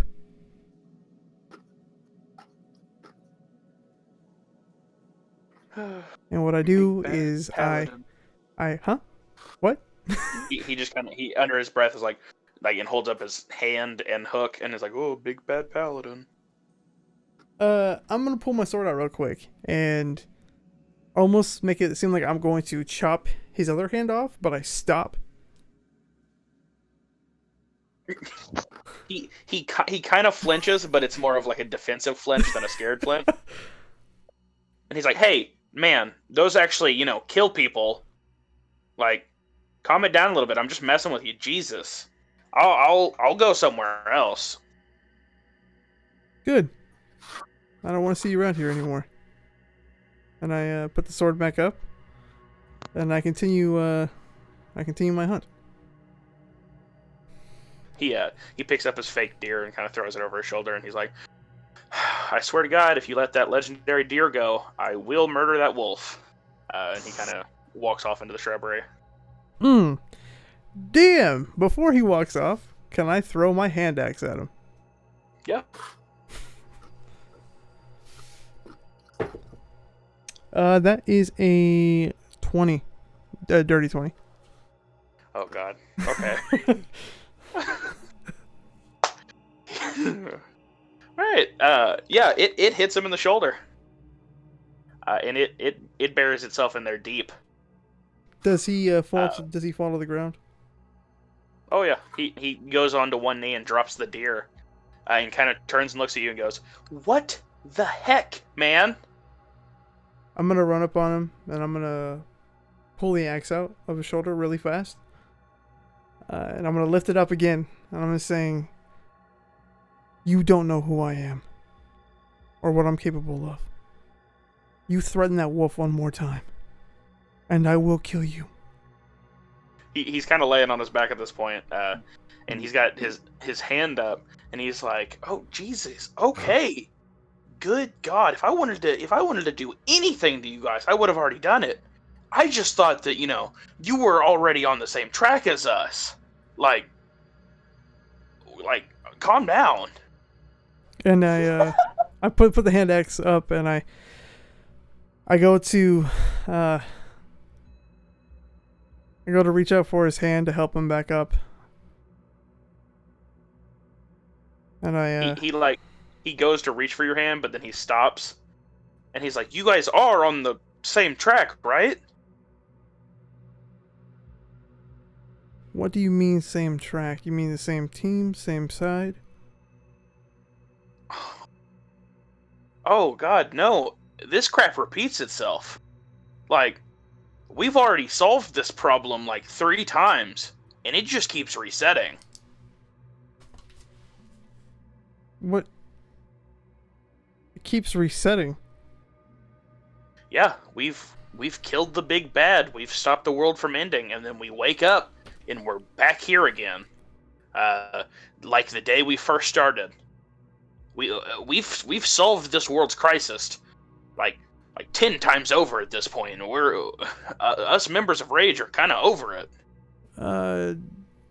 DM, can I roll insight? Yeah.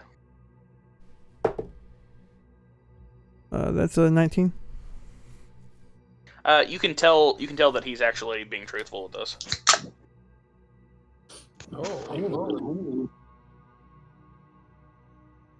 I continue to help him up if he takes it, and when I grab his hand, I cast lay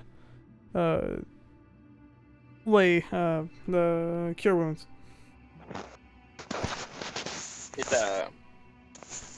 He takes your hand, and it immediately heals up the wounds and actually fixes the clothing as well. Okay. And he's like, "Jeez, all right.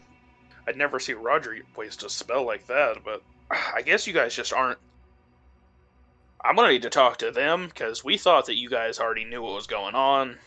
Like," I look at him and I say, we got here and we were taken to the palace. No one told us anything. We're figuring this out on our own. Everything here is so backwards and messed up. Like, if you know this, why do you keep trying to work for the king? Why don't you just go off somewhere else in this land? well, we've worked with the dwarves before. We've worked with the elves. We never got very far. I mean, each time we've solved the problem, we've solved it the exact same way as we always did. Okay, then tell me this. If you guys solved the problem in the past, how come this last time with the elves you guys got your butts handed to you? Well, that was actually a bet. Enoch bet us that we couldn't get to the elves' barricade before you guys did. Usually we don't go to the elves at all, though. We march into the second. Okay, all right. Now, I'm gonna give you this, and I'm not trying to be spiteful here. We woke up.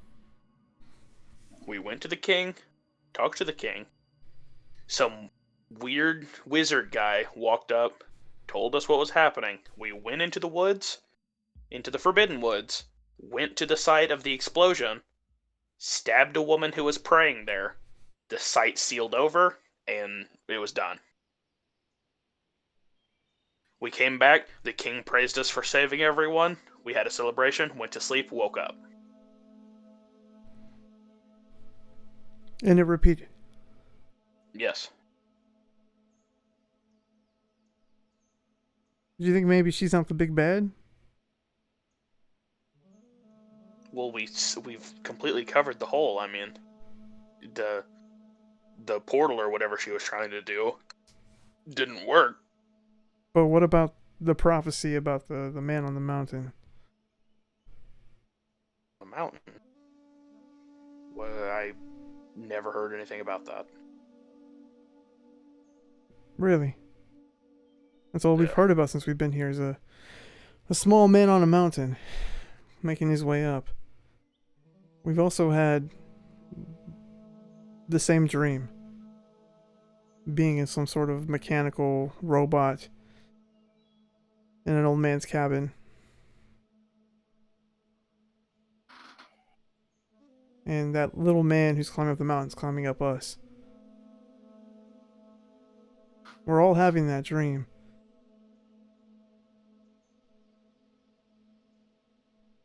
You're telling me none of you have had that? If any of the other ones have had that, they haven't told me. I know I haven't had one of those. Okay. In fact, most of my memory is gone since we've been here for so long. But every so often it'll just kind of, fade out and then we'll show up somewhere new. Oh, sorry. Do whatever we need to do there. So, as members of Rage, I didn't mean to offend you with the whole wolf talk. I thought it was just going to be friendly banter. The axe has shown me otherwise, obviously. But,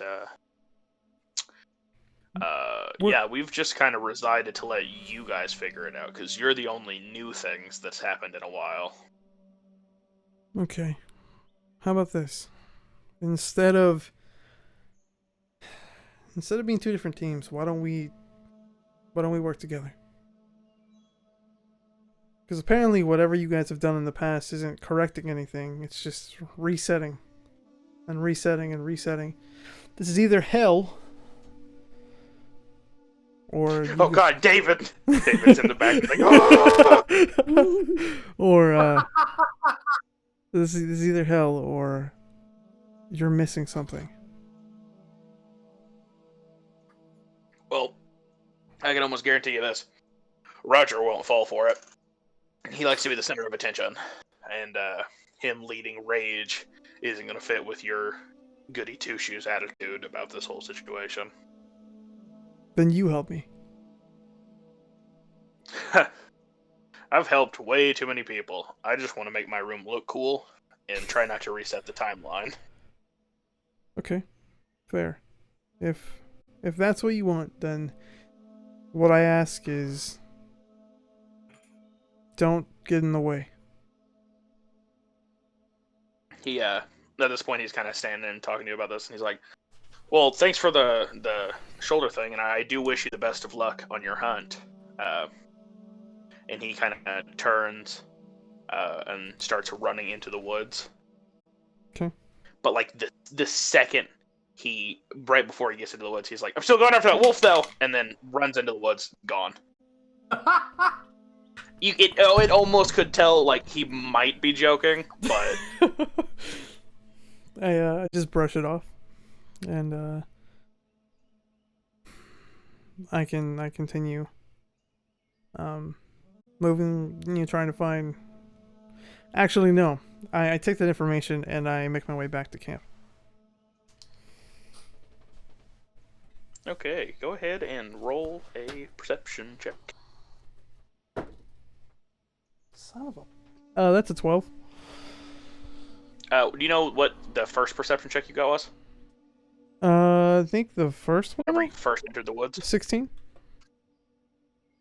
16? Okay. Yeah, nah. Nothing's looking familiar. Oh, God! Okay. It might have been whenever you stopped and looked at the deer, or like while you were talking to him, but like none of the landmarks that you took note of on the way in are appearing now. Okay. I'm gonna try to message Sinri and see, let her know that I'm lost and that she needs to send Synth. Oh no, do I have Synth with me? No, Synth is back there, right? No, I have Synth. Box yes. Yeah. So I don't message Sinri. I let her out of the box. I make sure that there's that Gerald's not around, and I let her out of the box, and I say we need to go find Sinri, and I jump on her back. Roof, and she starts heading. She kind of like already can smell the sausage being cooked over the fire, Okay. so she heads back in the right direction. Okay. And back, where am I at during this time? I was about to say, Meliodas, you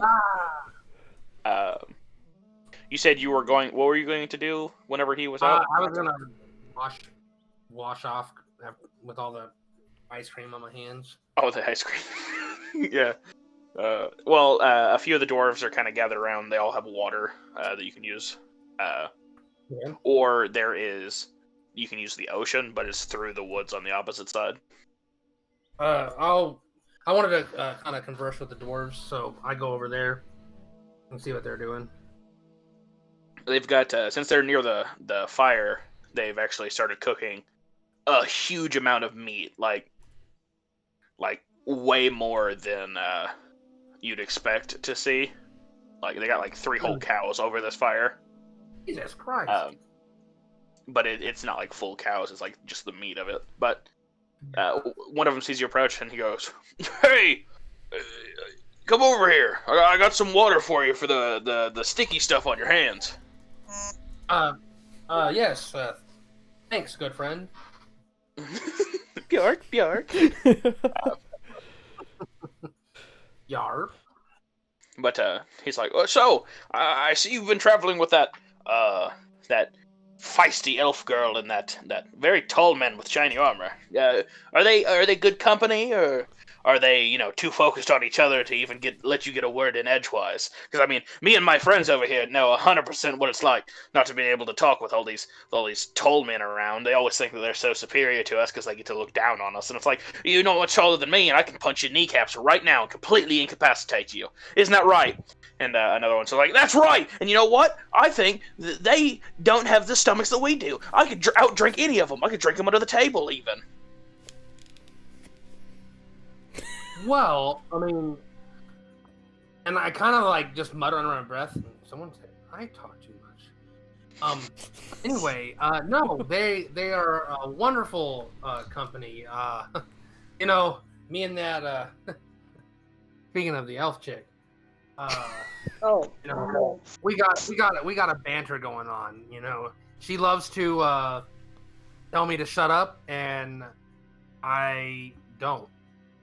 It's it's a kind of a it's fun. It's fun. And Kanan, he's good. He's righteous, and you wouldn't want anybody better to have in your party. If you're in danger of anything, he always has a sword to stab into a guy's face, or an axe to toss, or whatever. Comes in handy, being a small guy and not being very strong. So I enjoy the company. Well, that's good. So, I was kind of listening. He burps after drinking some. And so you said they aren't dating, so she's free, right? Mm-hmm. Kanan just runs back really quick. No! He's just sprinting. He's like, "Oh God, I said something happened." And I thought you said you weren't with it. No, I'm like, that's a complicated one, and not one that I'm privy to information that I could discuss. Why you have a thing for the moon elf? He puts his finger in his mouth and he's like, "Ugh. No. I like my girls 4 foot wide, 3 foot tall, all muscle." These tall, dainty ones, they couldn't survive. But speaking of information that we can't talk about, Bjornov, come over here. And Bjornov walks over and he's like, we gotta tell them about the robot that we just found." The what you just found? Up north, we got, where is it? Is it east? Yeah, it's south, dum-dum. Oh, yeah. Down south, next to the kingdom, in the Crystal Mountains, we actually, we found this robot. It's like 500 feet tall, and, our boys are mining it out. And, we're pretty sure this is going to be the end of the whole, magic leaking into our world thing. But you know how it is. Us grunts don't get a lot of information from the higher ups, isn't that right? And he smacks Bjornarf's butt, and Bjornarf hits him in the head with a wooden tankard, and then he slaps the tankard out of his hand and like kicks him in the leg. What? Dang. I'm like, oh yes, yeah, that not much information to go on, but oddly specific stuff. But again, I guess, hush, hush. Don't worry. I won't be saying any of that stuff to anybody. Oh, trust us. We know you won't, bud. Well, we saw you talk to everyone else. What do you mean by that?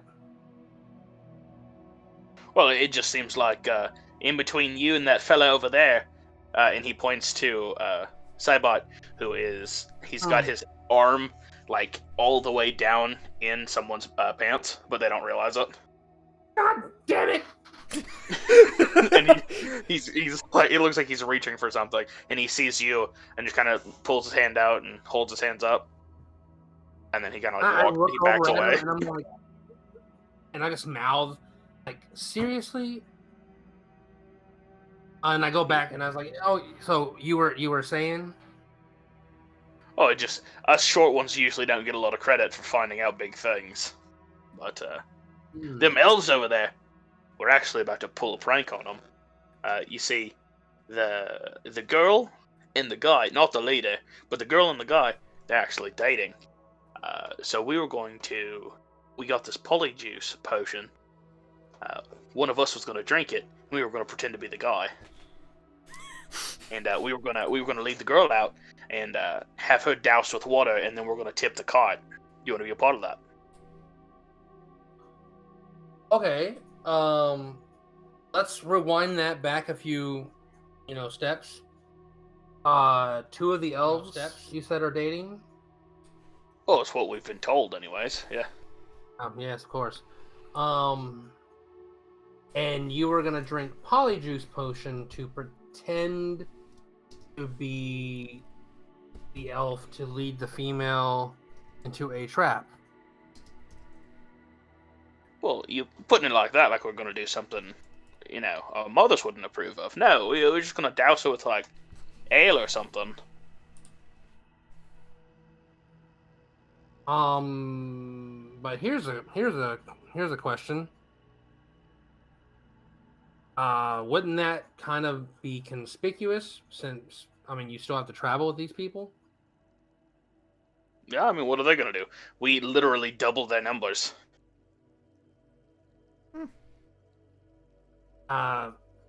Numbers isn't everything.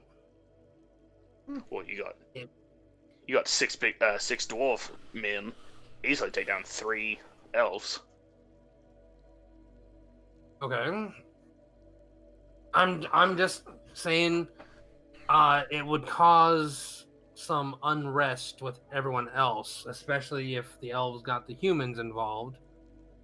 Oh yeah, we didn't think about them lot. Usually they just kind of go with whatever we say, but if 10 of them plus the 3 elves, that's double our numbers plus 1. So that's excellent math. Crazy. It's almost like the number of people sent out was like directly correlated an instance where one party decides to take over or something. That's weird. Yeah. Who would ever? That's a really big coincidence, I think. But I'm just letting you guys. I'm not telling you that you shouldn't do that. I'm just saying, think of the consequences, just in case the humans are more likely to believe the elves over you guys. You know what? You make a good point. But we're still bored, so you think you can make up some entertainment for us? Like, what do you mean? I don't know. Anything that can entertain 6 men who have their guts full of beer and meat. I don't know. I mean, I guess I could try to sing a song. A sweet, nasty guitar riff plays in the distance.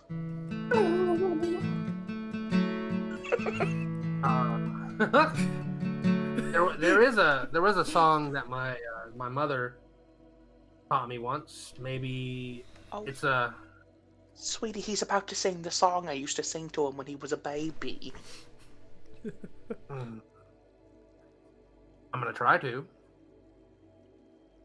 And I'm like, if you guys want to hear it, I can.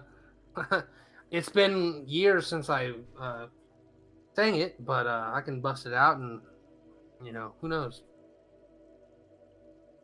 All right, look. Give it a go. Hey, elf boys, if you want to see some real entertainment, step out here. And the door kind of opens a little bit, and the leader steps out, and he turns back to look at the other two, and he's like, "This moving picture thing is boring. You two take the cart." And he shuts the door. And on the inside, you can see that there's like a square stone tablet almost that has moving images on it. And the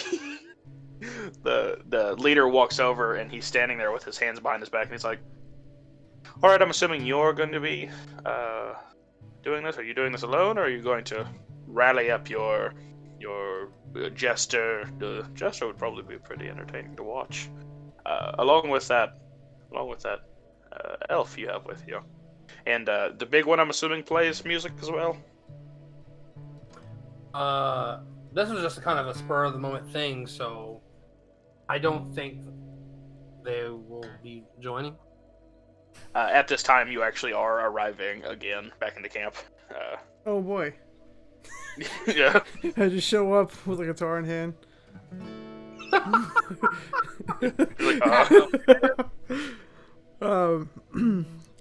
get off synth and I put her back in her box.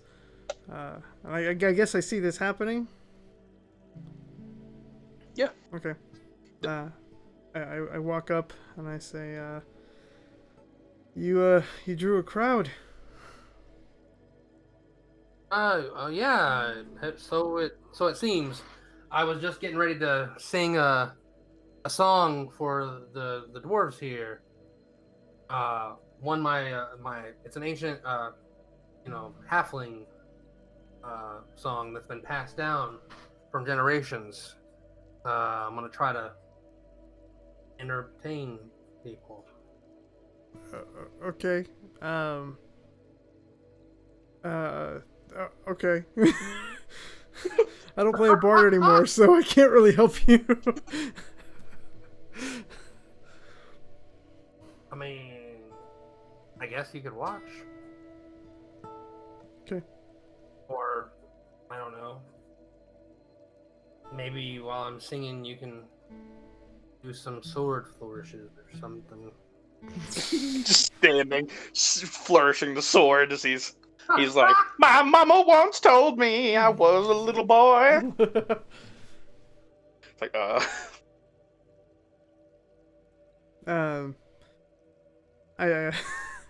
I do say, well, does anyone here have an instrument that they're not using? The elf's like, "Well, I've got. As long as you clean it." He opens up his sack. It's a very small. It almost looks like a coin purse, but his whole arm goes into it, and he pulls out a guitar. Okay. And he's like, I don't play anymore since my wife died, but here you go. And he hands it to you, Milo. Or he hands it to whoever asked for it, pretty much. Okay. I'll take it. Yes. Okay. It's probably been more beneficial if I would have stayed a bard.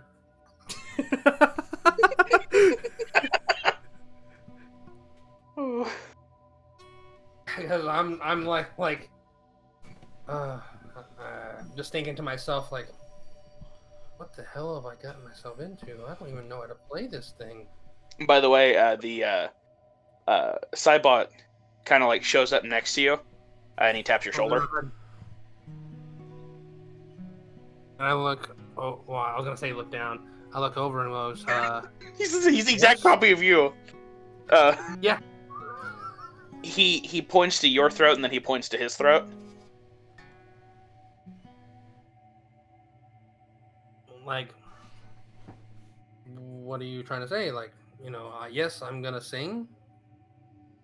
And he kind of like rolls his eyes, and then like points to your hands, and like does the guitar playing motion, and then he points to your throat and points to his throat, and then he points to his chest, like with his thumbs. You're gonna sing? He shakes his head, yes. How are you gonna sing when you don't talk? He kind of holds out his hand, and he like does the puppy dog eyes, but he doesn't have pupils because it's all black, so he kind of just tilts his head towards you. Okay. But, I mean, I guess you would remember the words since you're me. Sure, let's try it.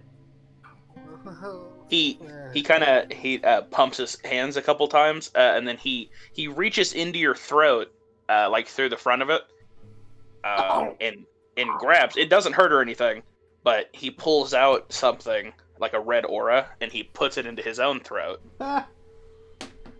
You can no longer talk, but he immediately, with a voice that sounds like an orchestra of like 12 people, so it's like different ranges. Oh my gosh. Goes, thank you! I have been missing this ability. Well. And,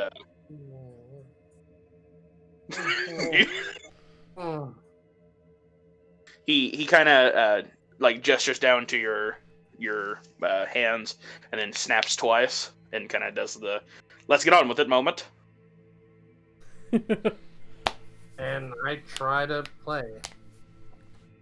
All right, go ahead and do a performance. Oh, God. 14. Okay, so yeah, you've kind of impressed everybody other than the elf, but he already shares like a psychic link with you, so he's singing the words that you want him to sing, but he's singing it with like an orchestra of 12 different people. Man. So just imagine it like pentatonics, but like 12 people instead of 5. Oh, God. So it's almost perfectly harmonized whenever it's coming out of his voice, which is using your voice box. But while this performance is happening, the performance will probably last like 5-10 minutes. Yeah. I'd Okay. say like 4 or 5 minutes. Stitch actually kind of comes out from where the humans are and approaches you, Serena. Yeah. Oh, no. And he kind of squats down next to where you're setting up the bedrolls, and he's like, "You guys been doing okay?" I mean, we're fine, suppose. Okay. You haven't seen anything weird about the caravan so far? I mean, the elves kind of lead it, and they don't really show their face, and that's about it. That's kind of what I was thinking too. If they were sent on this mission to make sure that the goods actually get there on time, and like all 16 cards show up? Why aren't they more active? That's a good point. And who's this again? Remind me. Stitch the human. Like, pretty much the leader of the humans is Stitch. Ah, ha, ha, ha. That's funny. Do I see this conversation happening, or am I too entranced by the performance? Oh yeah, you can see it. It's actually on the other side of the group and fire. Okay. I kind of want He to. kind of sticks out because he wears like almost like a vest and like a hoodie, but like medieval hoodie. Okay. I want to make my way over there. Okay. And Go ahead and do a. You gonna be forceful about it, or are you gonna be elegant about it? not like forceful, like get your hand off my girlfriend, but yeah, more elegant, I guess. More elegant. Okay. Yeah. Do an acrobatics check. Okay. That's a 16. Okay. Yeah, you're making pretty good progress through it. You're kind of like avoiding people. Some of the dwarves have gotten up and started to dance. The elf leader is just kind of standing there. He's not smiling, but he's not frowning, so that's good. Okay. But it's still going to take a few minutes to get there. Okay. Not minutes, but a few moments, you know. Okay. And Stitch is like, yeah, the dwarves. Don't get me wrong, I like them, but they're a little bit too dumb to play in anything. Us humans are trying to do our jobs as best as possible, but these elves, I think they're up to something. And what exactly would you think they have? Well, okay. So they've been in their cart this whole time. Usually the caravan goes missing on the second day, and on the second, from what we've heard, we've had a couple survivors come back from it, the humans. They said that the elves were in their little area the whole time, and then after everything was over, they would come assess the damages and then complain about not getting their shipment, and then go back to their castle.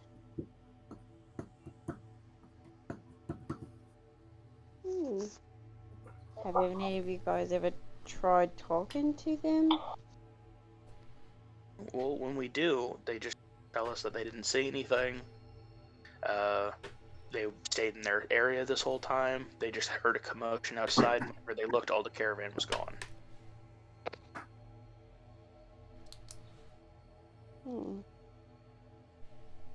Maybe I could try to talk to them. I mean, I don't know how much they'll like me.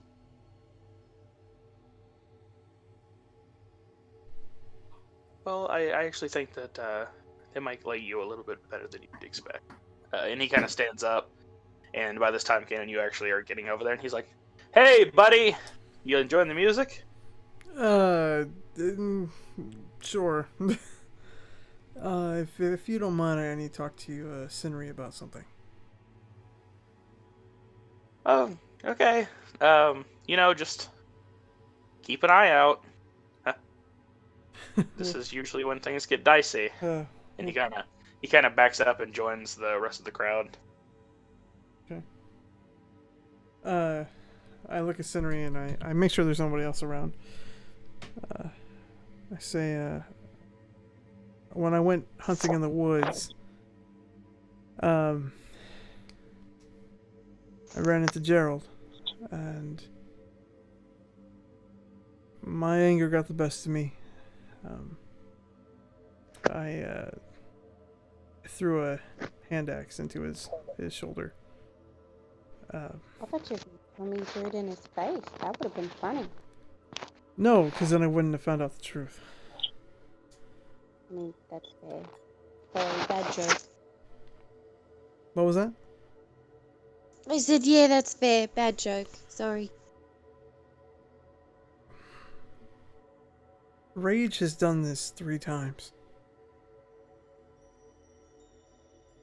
What do you mean they've done this 3 times? I mean, they've woken up 3 times, done this big bad mission.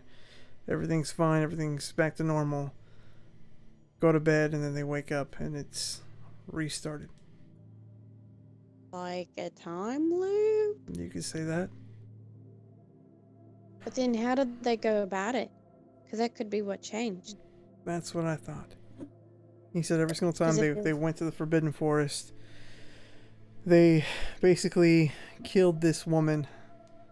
The forest like covered over the portal that was there. There was a celebration, and then they went to bed and then woke up and back to the way it was.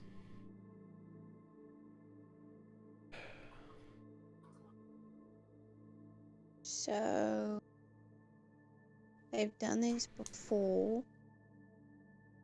Yeah. Meaning, But then what if what they're doing isn't the big bad? It's just putting it into like a catastrophe zone, and then it has to restart because they messed it up. I found something similar. That maybe they went to it too easily, and what they thought was the big bad wasn't the big bad. They kept missing something. That's why Did he say anything else? basically they don't care anymore, and that his attacks on Synth have been nothing but a joke. I mentioned working with us to try to find the real solution, and he said the team wouldn't have anything to do with it. I also learned that Sylvia is still in town and is performing and is going on tour. That's a lot.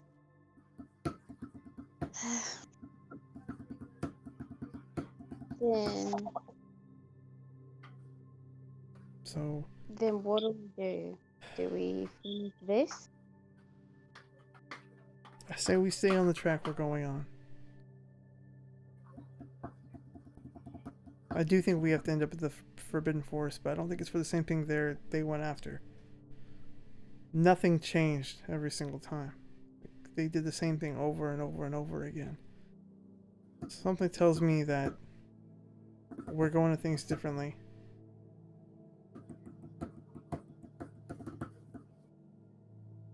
And I look at Cinerian and then I say,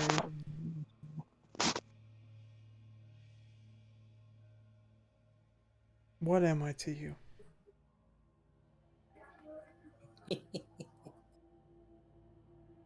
Where's that question from?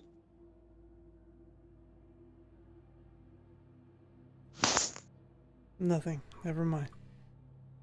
No. There's no never mind about this. Where is that question coming from? Why do you ask? Because Milo said that his shadow assumed that we were together. And I don't feel like he was the first. You and I have a connection, and I don't know what it is. I just know if something were to happen to you, I don't know what I would do.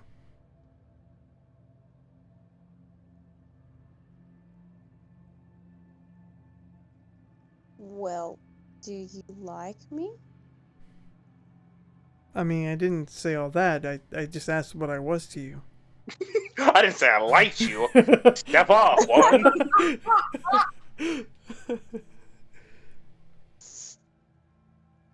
Speak up, man. Tell her the truth. I don't know. Honestly?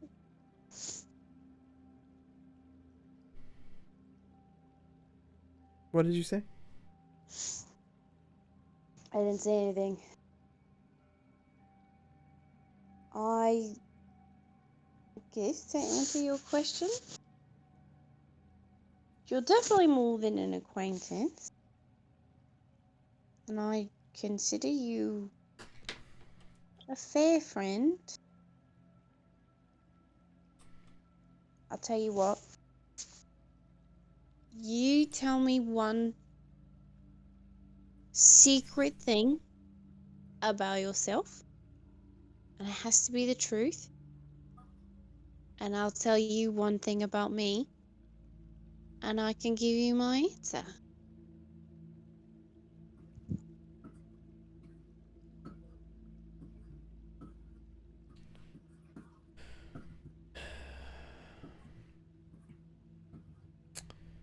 DM. When she asks that, I start to feel anxious. uh, should Are you I? asking for a divine intervention? I'm asking, should I roll? No, well, this is his feelings. I mean, This is his feeling. I'm not gonna tell you no.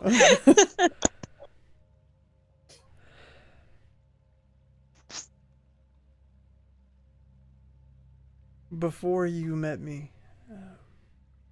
I was a soldier in the army of Corinth, and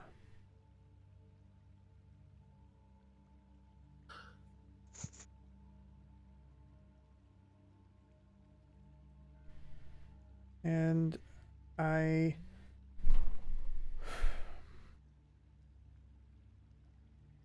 man, I don't I don't tell people this stuff a lot. Hard.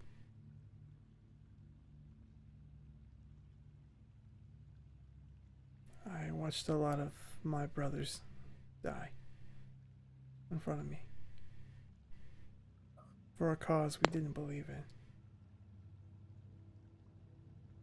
That's why it's so important to me to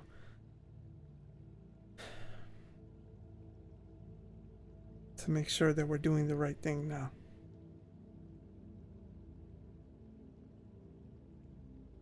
Does that answer suffice?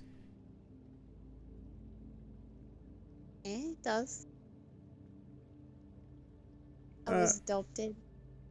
Oh, good. Sorry. No, what were you going to say? I was gonna say, DM, do I need to roll for like an anxiety thing? I was going to have you do that, but I'll just push that off until after. Okay. So go ahead.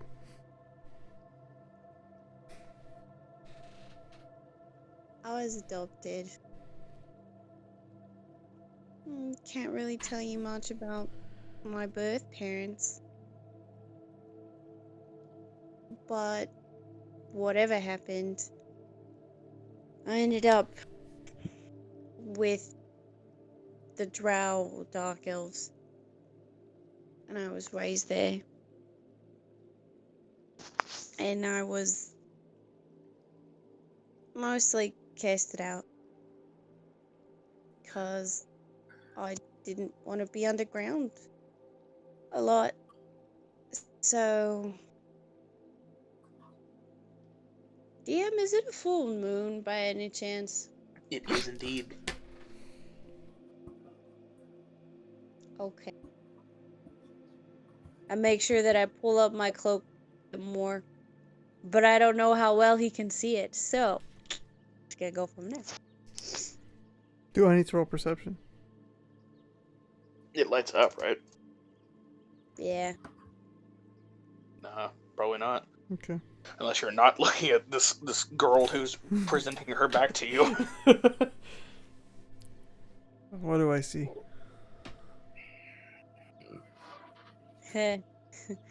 So, what I'm about to show you is part of the reason I got kicked out of my home.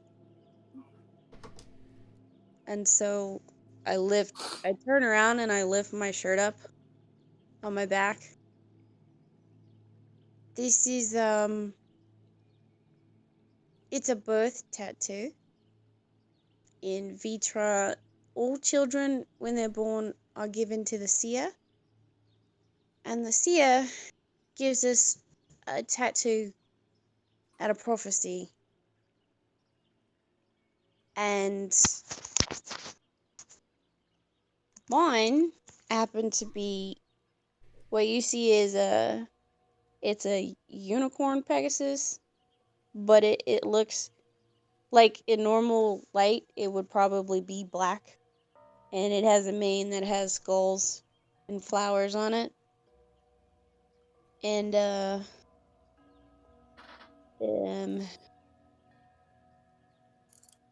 hold on.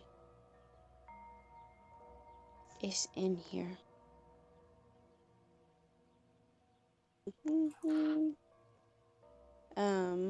And you see that it covers my whole back.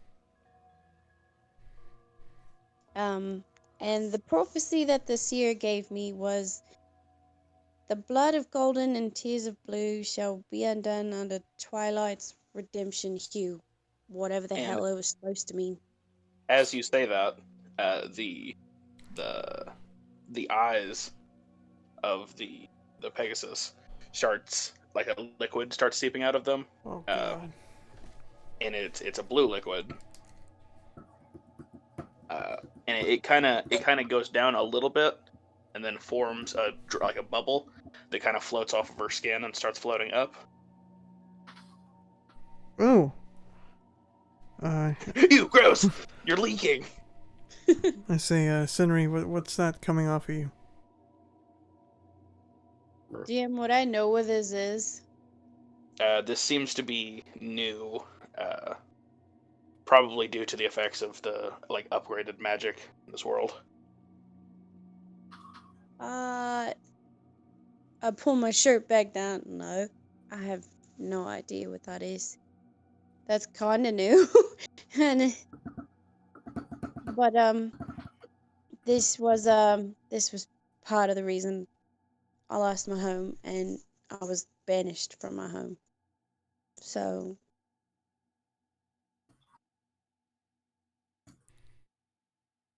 what about you? Does that answer suffice? Yeah. DM, do you want me to go ahead and roll now, or no? No, actually, I had a slight change of plans. Since you guys she full on said the prophecy. The bubble, it kind of floats, and it stays at chest level, and it floats over to the leader elf. Oh god. And it hits him in the back. In doing that, it pops, and he immediately collapses to the ground. Oh god. Jesus. Nobody else has noticed this because they're all focusing on the party that's happening, or the song. But you can tell all of his his robes and stuff that he was wearing. Have you guys seen Draconic armor from Skyrim? No. It's so dope. I'm gonna have to put a picture of the Discord because it's so dope. Give me a second.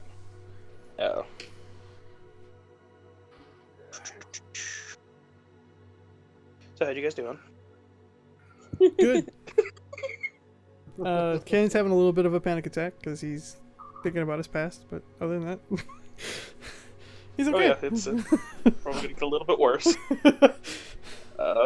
Very soon. Oh no. I'm loving it. Oh, perfect. Someone did a very nice picture. Hope this works, since I downloaded the picture. Are you alive, Jeremy? That sounded painful. Yeah. Yep. Okay. I didn't know if Justin snuck up on you again or not. Did Justin? Oh. That's a Dustin. Yeah. Jeez.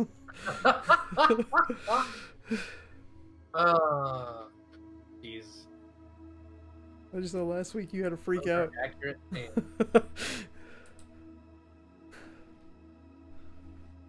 It's actually much cooler than I expected it was going to be. I'm waiting, sir. I'm waiting. I'm trying. Here you go. As he gets back up, his armor, or his robes, kind of form into armor that looks like this. Oh. Oh, Jesus. Oh, And dang it. he That's terrifying. he fully gets up, and you can tell that his skin is noticeably darker. And he kind of cranks his neck a little bit and straightens out his shoulders. And he looks at the crowd of people, and he goes, "Hey, back to work!" And he turns, and on his way back to the cart, Serena, you recognize him. Oh Oh no. no. Can I roll an anxiety attack? Yes. That would be a wisdom saving throw. Oh man. Okay. Oh, Oh no. Oh no.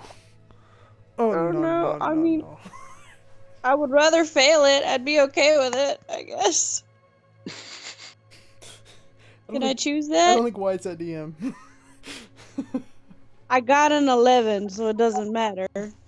Oh, I mean, it's still going to be a panic attack. It's just, you don't pass out from this one. You can tell that this, right here, is your boy Rothmere. Oh God.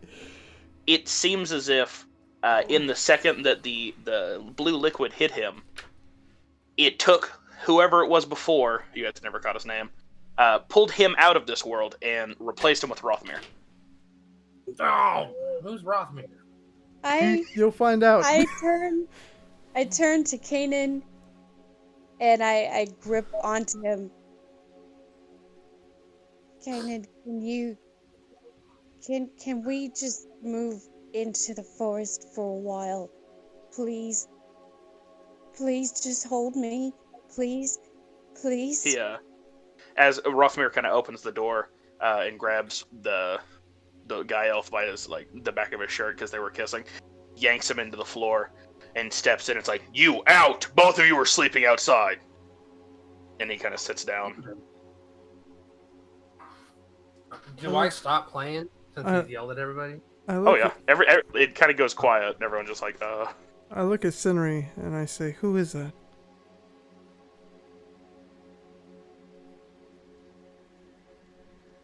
There was a family that was connected to my family that I... Can we please just move away? Please. I don't care if we sleep in the cold in the woods. Please. When you met me, I was running from him.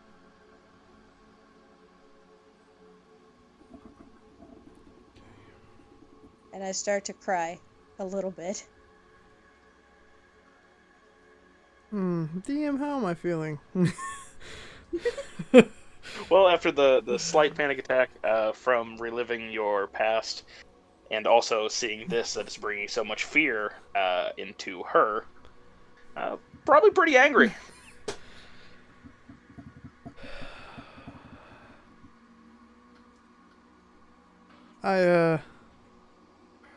I call Milo over. I say, Okay. I say, Milo. And I walk over to him and like, yeah, what's going on, guys?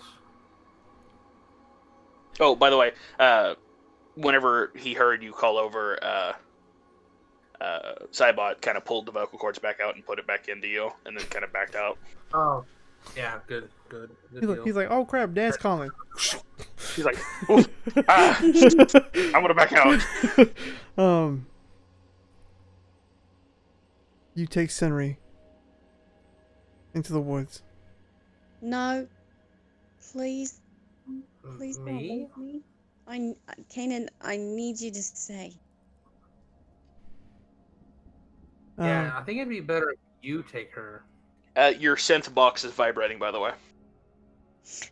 It's vibrating? Just- Okay, Yeah. so I open it and let her out. Oh, you let her out. Do I Okay. not let her out? Well, as you pull the box up, you can tell that everything's like kind of dark and stormy on the inside. She's still fine, but she is completely bristled up.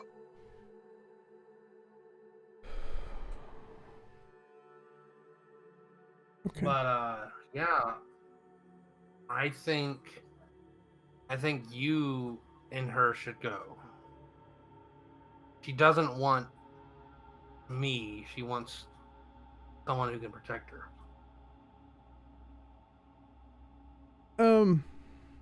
Yeah, I go ahead and let her out. And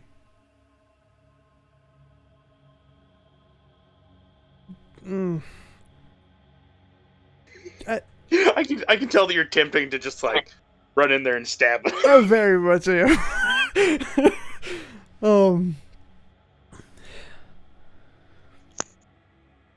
I grip my sword really tight. And do I have any flashbacks? Like flashbacks to Nam type of thing? You do, actually. As you grip your sword, your vision kind of like flashes. Only you can see this, of course.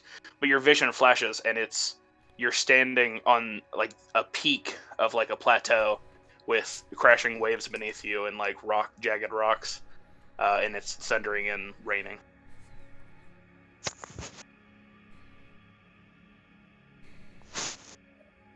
Okay.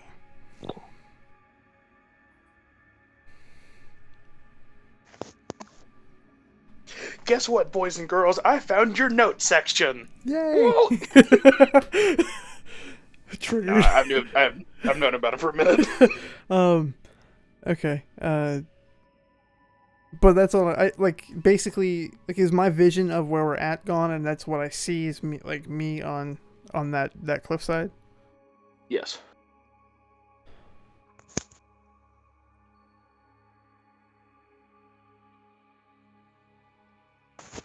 I start to panic, and I look down.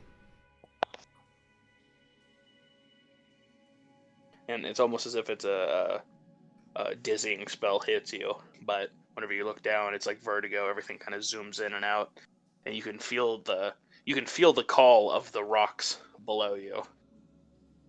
You know that you're not actually there, but at the same time, you're standing right there.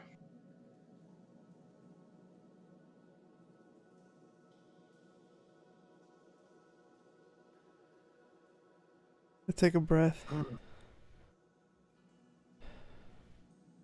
Like, tears start coming out of my eyes, and I close my eyes and let go of my sword. And I reach back for Cineri's hand, trying to feel her. I don't know if I reach her or not. Yeah, you guys are standing Okay. pretty close. You accidentally grab Miles and you're like, Milo's just like, ah. No. And I open my eyes and I just run into the woods with her.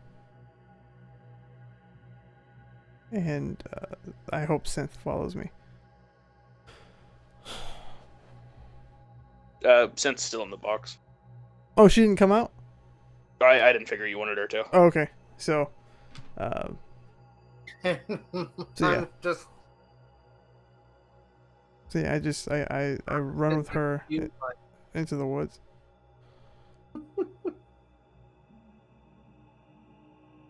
Alrighty. Well, everything kind of settles back in. The dwarves have stopped talking, and they've all kind of like settled into their places for the night. The two elves are kind of sitting on the back of the cart, looking a little bit butthurt over what's happened. After getting kicked out. the humans, they've kept to themselves this whole time, and Stitch is nowhere to be found. Oh no. But Milo Yiannopoulos is still in the area. You guys kind of went to an outskirt area a little bit. Okay. Where it's not, it's not out crazy into the woods, but it's also pretty far away from what'll happen in there. And Rothmere is... Oh, go ahead. Rothmere has already destroyed the tablet that was in there. Oh, God. And he's kind of left the doors open. And he's taking up, like, all 3 seats just by sitting there, like, with his legs out and crap. And he seems to be asleep, but with his armor, you can't tell.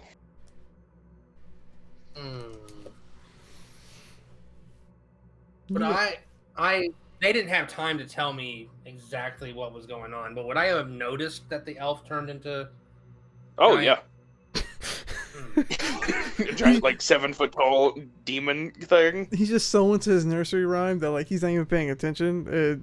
He's like, "What's happening, guys? Did I say something?" It's like, no. Did you not see the demon guy just yell at everybody and get back into his cart? Oh dear Lord.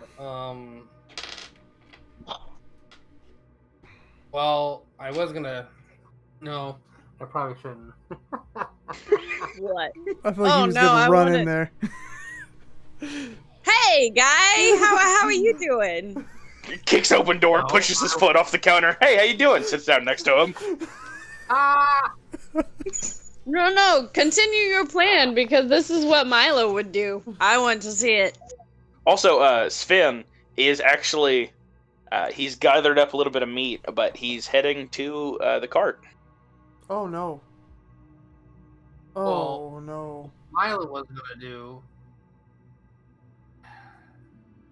No, I wasn't gonna do that, but I was thinking that Milo would try to stealth his way in there and like either steal something from the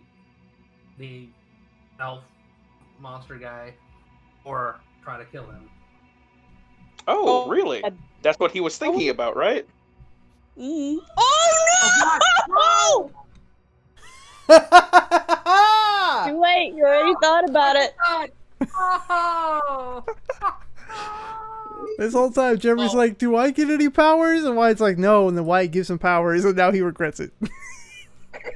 Well, I feel like you're holding back, my rogue buddy. So I'm helping you here. Okay, so just to see what will happen, I'm sitting there because of Wrong one. I misguided feelings. Who'd you roll for? Henry as well. I'm thinking that it obviously has something to do with that weird elf guy, and I'm just kind of thinking to myself, if only I could teach that guy a lesson. Mm-hmm. Don't worry. Your boy, Sidebot's already got you covered, home dog. So, what you hear is the sound of like crunching almost. Oh. And you see. Oh, you okay? Oh, it was probably Aang. That was my dog. He was shaking. That's all. He was scared. But you see Rothmere step out of the carriage, holding up Cybot by his neck, and he has a dagger sticking into his armor, like into his chest. And he looks at Cybot and he goes, "If you ever attempt to do that again, I don't care if you're indestructible. I'll kill every one of you." And he rears back and throws Cybot, and he just goes sailing into the woods. Then he pulls out the dagger and busts it in half, throws it on the ground. Oh, man. Damn it, that thing looks just like me. Just a shadow version of you. It does. Like, I see this, and I just kind of... I play it off like I didn't just see that, and I just kind of casually stroll, like whistling the tune that I was singing earlier. And I pass him, and I just go, "Nice night, eh?" And continue walking. Oh my gosh. Rothmir looks down and goes, "Don't play stupid with me. I know that was your little rogue thing. Keep it away from me, or you're gonna be next." I go, I'm not being stupid. 1, 2, I don't know what you're talking about. Oh. By the way, your little boy Cybot actually did 24 damage to him with that sneak attack. Yeah! My God! Snuck in there. First, pickpocketed the dagger off you. I need to remove your dagger because he but stabbed him in the chest straight up. Almost. Like, a little boy would have been killed at that. Just walks in. He's like, "Hi." Didn't even say anything. Climbed on top of him and stabbed him in the chest, and he immediately looked up because he was asleep. Oh my Oh, God. god. And I'm like, but yeah, no, I don't know what you're referring to. Can you explain, please? Oh no. He's like, "Sure," and he reaches behind him, and he pulls out a great sword that he's holding with one arm, and he sticks it into the ground next to him, and he leans over. He leans over onto it, and he goes, "You know how I threw him into the woods?" I guess I wasn't paying attention. The noise you heard before that was me ripping him in half. Luckily, he's almost indestructible, but I know you aren't. So let's say this didn't happen. Again, no clue. That thing, whatever it is, it has a mind of its own. It definitely didn't get any ideas from me because I don't even know who the hell you are. But I will take it under advisement. Oh, I guess that's right. We haven't met yet. He pulls out his sword and walks over to the group of dwarves. They of course wake up because they hear him coming, and they're all kind of like laying in their bedrolls, like, "Oh God, what's happening?"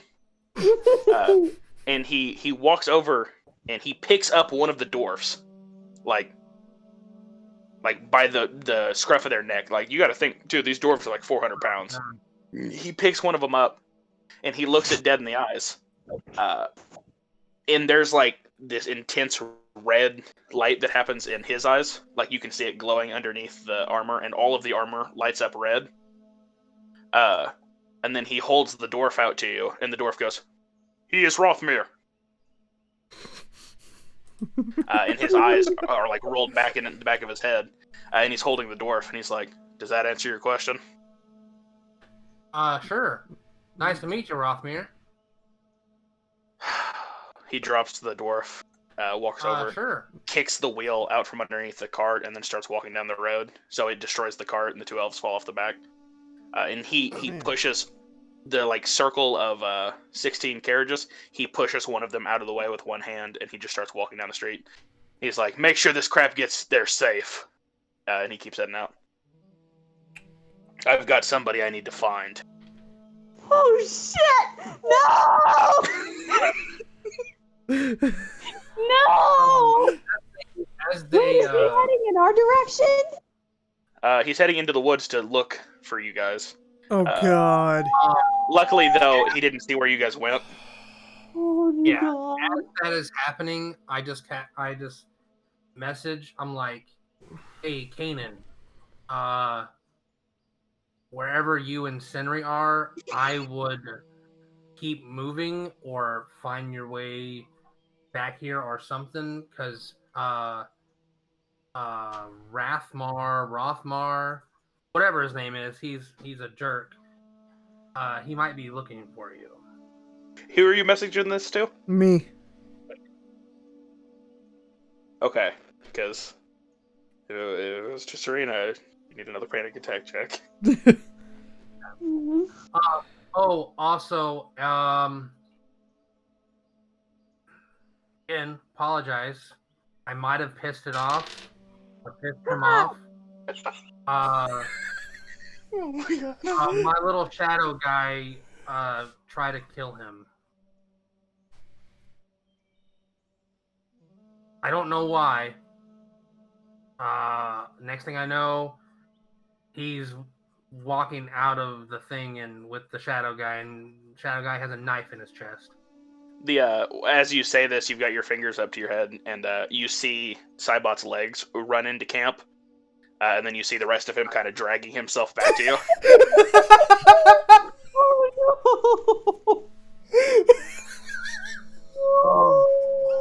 Oh So, but don't worry, I have a plan. no! God, no. Obviously, I'm very, I'm very good at pissing people off. So if I can keep him distracted enough for, He's gone. I'm saying in general, like keep him. The next time he shows up, I just make him focus on me, which shouldn't be very hard to do. That way he, like, maybe you guys can escape or something, because while he's in the camp, I don't think it will be safe for Senri to be here as well. You guys need to go as far away as possible. I say, noted. You stay with the caravan. Yep. If you don't see us again, it was an honor to fight by your side. Oof. And I disconnect. Yeah. And then I kind of look down at the legs, and I'm like, you gotta work on like your impulse control. Wow. They turn around, like the legs. It's the butt, like the hips and the butt and the legs. They turn around to you and just kind of like tilt in like a sassy position. God. Oh man. And I'm like, come on, let's go. Let's see. Legs go. Legs go. Yeah. And I'm like, well, let's go ahead and get your other half, and let's see if we can get this thing. Or let's see what we can do. Let's see what else we can find out. And since Rathmar, or is it Rathmar? Rathmere. Rothmere. Rathmere. Rothmere. Oh, my bad. Rothmere. Well, I'm go into Rothmere's tent Oh. and see if I can. I want to see if I can search and see what I can find in this tent. By the way, as you kind of head back to that location, you can physically see his footprints. They're leaving like burning embers on the ground where he walks. Oh, nice. So you can see like the area that he kicked the wheel and it completely shattered the wheel in half. It's got like a burnt mark on it. Hmm. And then the two elves, the girl is kind of comforting the guy and the guy is crying. Oh my gosh. Oh, wow. Are they near the tent? Yeah, they're up against it. It's like a wagon tent. Okay, yeah. I walk up to him and I'm like, hello there, fellow travelers or whatever. Oh. I feel I should apologize. probably most of that might have been my fault. It's okay. The girl says, he's been that way for a while now, ever since he lost the one that was betrothed to him.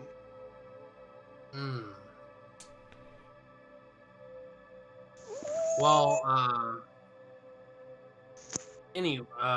still, there was no reason for him to act that way, and if there's anything I can do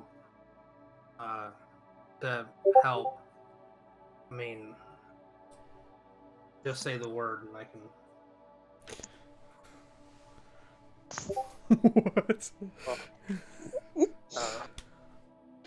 What? Do you have information on? He said something before he left. The elf that you're traveling with. By chance, do you know her name? Yes, I do. What might it be?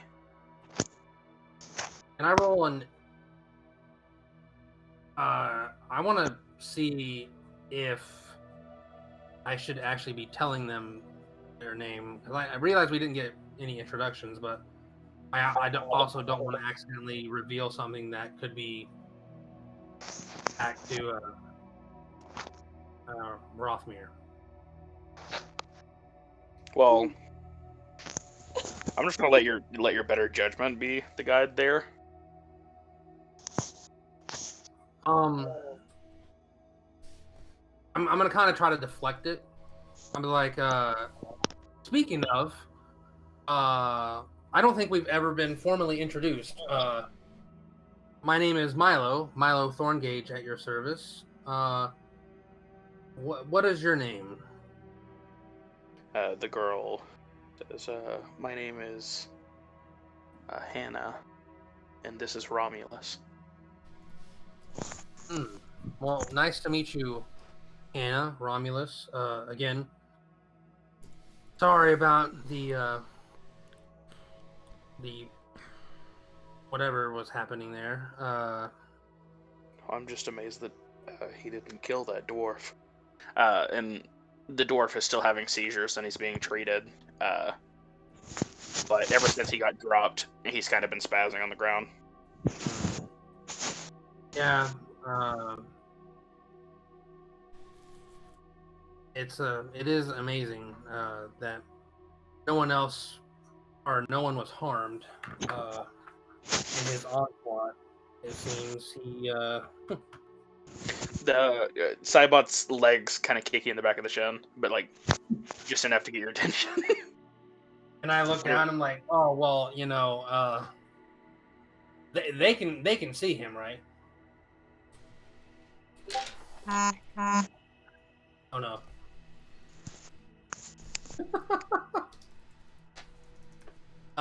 But yeah, they can see him, right? Oh no! Just a second. Sorry, that cut out. I don't know. Oh. I was saying they can see Cybot, right? Yeah. I'm like, oh, I guess someone was harmed, but he's fine. He'll get better.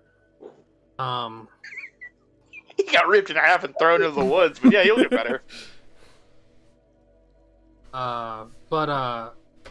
And I just kind of, and I like back here.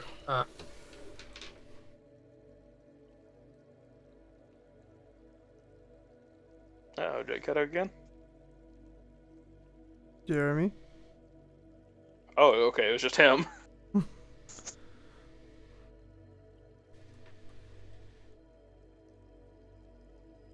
I'm going to be dead. Oh yeah, yeah. You're gonna Batman v Superman him.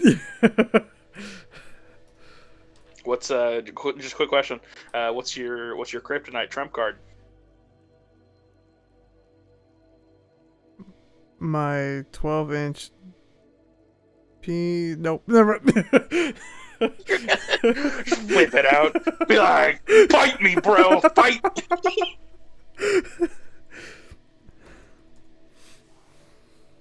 You gotta remember, he is a dark elf. That's a good point.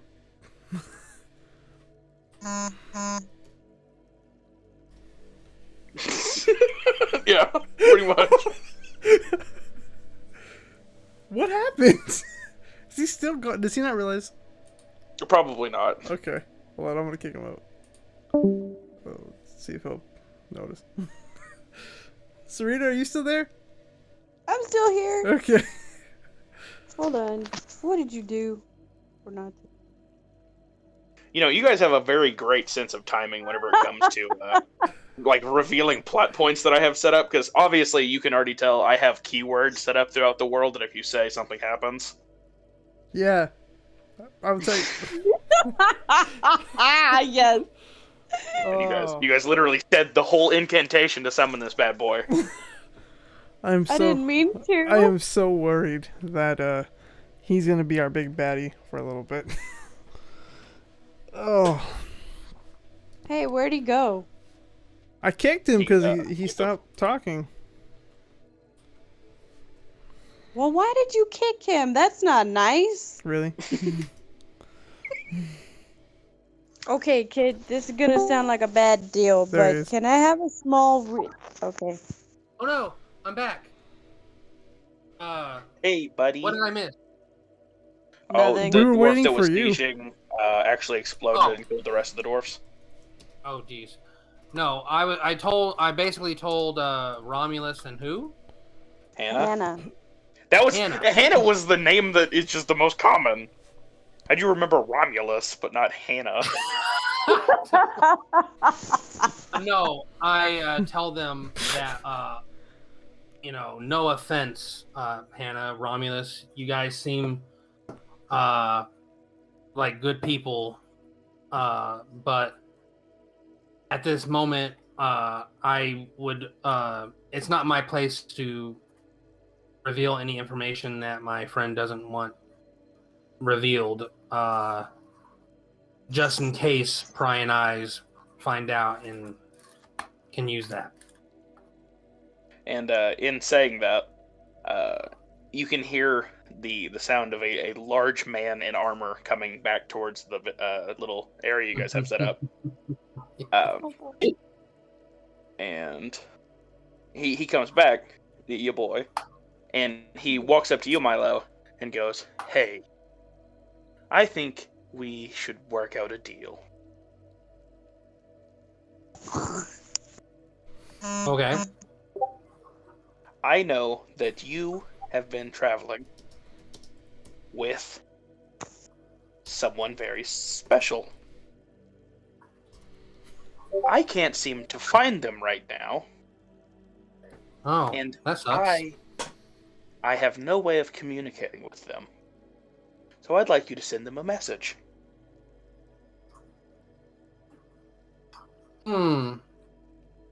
Okay. Please. And Tell them this.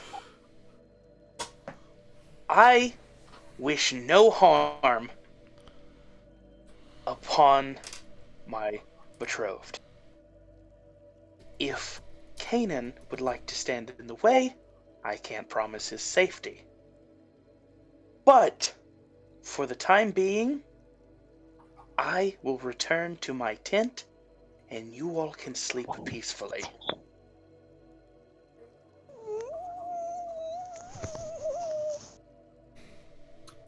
Okay. So I just want to recap. You said a lot of stuff there. You want me to send a message to apparently someone that I've been traveling with, that you don't want any harm to your betrothed? Yes. Okay. Well, that sounds stupid. And I'm not gonna do that. Okay. Oh no. Jeremy, roll a new character sheet. You know, I didn't think I'd need to do this soon, but I shall. I didn't mean that save was for nothing. Let's jump over to this character.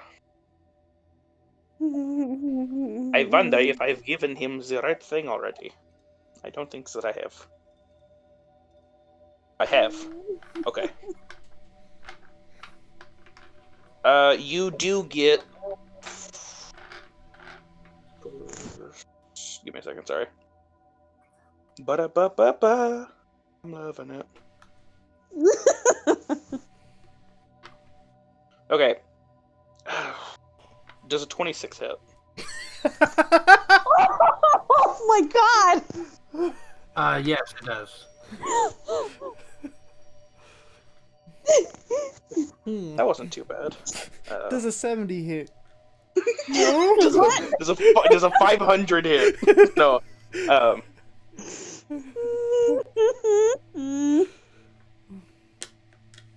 Ba-da-ba-ba-ba. I'm loving it. Oh no. Okay, go ahead and do a wisdom saving throw for me. Ooh. Oh god. 14. Ooh. Just under it. Oh! So, it happens almost in the blink of an eye. But you find yourself almost in the same situation that Cybot was earlier. As in, there is an axe, a battle axe, like, in your side, completely. Okay. And you can feel the life fading out of you because it was such a quick and strike hit. And he's still holding on to it. And he goes, "Now, I can either go left and you'll be in 2 pieces, or I can go right and you can send the message." Oh my.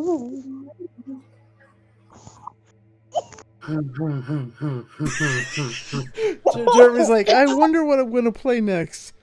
There's a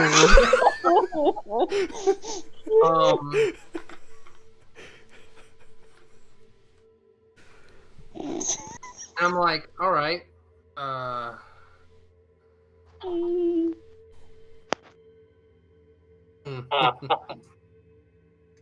You're standing here with literally half of your body about to be torn in twine, and you're like, let me think if I'll send a text message to my friend. Or die! Wow. Well, how much damage did it do, by the way? Dude, he's gonna kill you! It's it didn't do damage. You're just about to die. Like, it's... Okay. It was actually so fast. You. It's so fast that the pain hasn't even set in yet for you. Oh, nice. Like, he was standing there, and then there was an axe in you, and you're like, Oh, wait. So I look at him, and I'm like... He would have been pissed if he missed. Yeah. Dude, he would have been so mad. I look at him, and I say, you think you're intimidating me, or you're attempting to intimidate me. Oh my god. Because Oh my god. you're so much bigger than me, but I've already suffered the worst fear that I could think imaginable. And so it doesn't matter what you do to me. And but I'm not giving you what you want.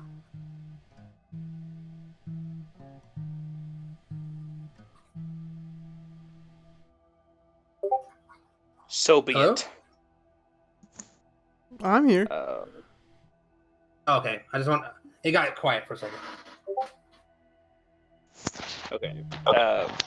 He proceeds to... The axe that's in your chest, actually lights on fire. And almost in an instant, it's lit the whole thing up. Oh, jeez.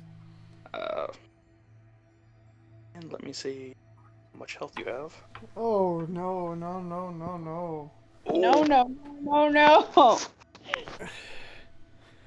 Nah, it went the rest of the way through you.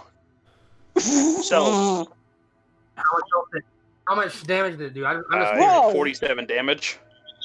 He just Oh, I used can you. dodge. That's actually half. I actually took that into account, and then he lit it on fire, which did 56 damage. Oh. Oh God! Jeremy was like, "It's okay, I'm fine." No, you're not. You're just gonna get hit by a train and be like, "Yeah, nah, that doesn't kill me." And he's like, "That's why I hit you with 2 trains." It's like, oh, I didn't see the second train. But death works a little bit different here, because running one-shotting characters sometimes isn't fun for me. So, while probably if you tried this again, it probably won't work. You do fall unconscious, even though you are cut in half entirely. Wow. Way to go, Jeremy. Way to go. He's pissed. You actually immediately go to, whenever you get cut in half, your next conscious thought is in V's body again. But we're going to get to that here in a second. After chopping him the rest of the way through, Cybot turns into a puddle and stops existing. Oh. And he picks up Milo's body and sticks his hand into his torso, like a puppet. Oh. And he casts Animate Undead. And then he takes Milo's hand and puts it up against his temple, and uses his hand, like the other hand, to send a message to both of you. Oh my god. Oh my god. And the message reads as this. For some reason as well, this one, for some reason you cannot get your hand away from it. It's almost like there's a magic chain keeping your fingers to your head. Okay. It says, "I tried playing nice with your little short friend, but next is Kanan. So be prepared to live in harmony." And you can tell that was directed towards you, Serena. Do I need to roll an anxiety attack? Yes. Okay. Do I roll with disadvantage? Yes, Yes. very much so. Okay, I roll with the disadvantage. It was cocked, but I'm going to say it was a 2. Yeah, this one is definitely almost impossible to breathe. Arms and hands go cold, feet become numb, legs kind of give out beneath you. What about me? You, after getting this message, the anxiety sets in so hard because you can tell that this is his voice through Milo's mouth. Mm-hmm. So obviously, Milo's probably dead. You actually gained a legendary feat. Oh shoot. Whoa! Ba-da-ba-ba-ba. How does that work? I'm going to create it and then put it on your character. Okay. But for the time being, I'm kind of working on a name for it. It's going to be something like Avengers Fury. Okay. Something like that. But you step out of your body, and you are in your golden aura. Okay. That can float, and you see, your vision kind of tunnel focuses in on Milo's body. Okay. And your other body kind of falls to the ground. Can I see Rothmere? You can. And you can see that he has pulled Milo off of his arm and kind of threw his body to the side and started walking back down the road.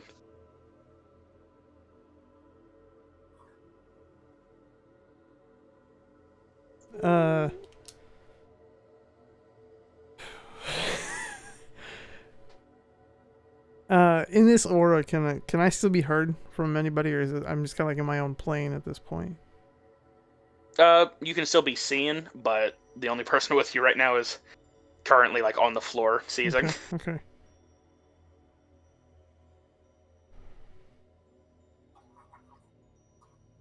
I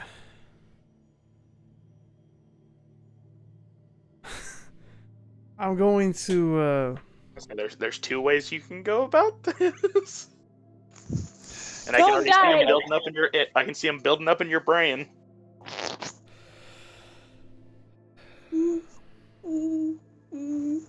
Please, I don't want you to die. I don't want you to die. Please, no. Don't want you to do what you're thinking. Now you got to remember the two parts of this legendary feat is Avengers, Fury. Which one are you gonna give into? That's the real question. Oh no.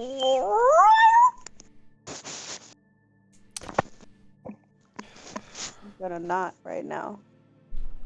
I'm going to look back at Scenery on the ground.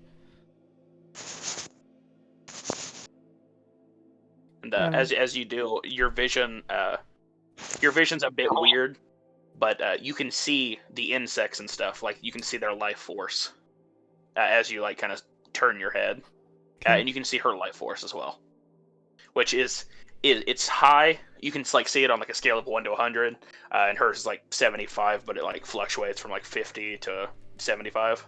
Okay.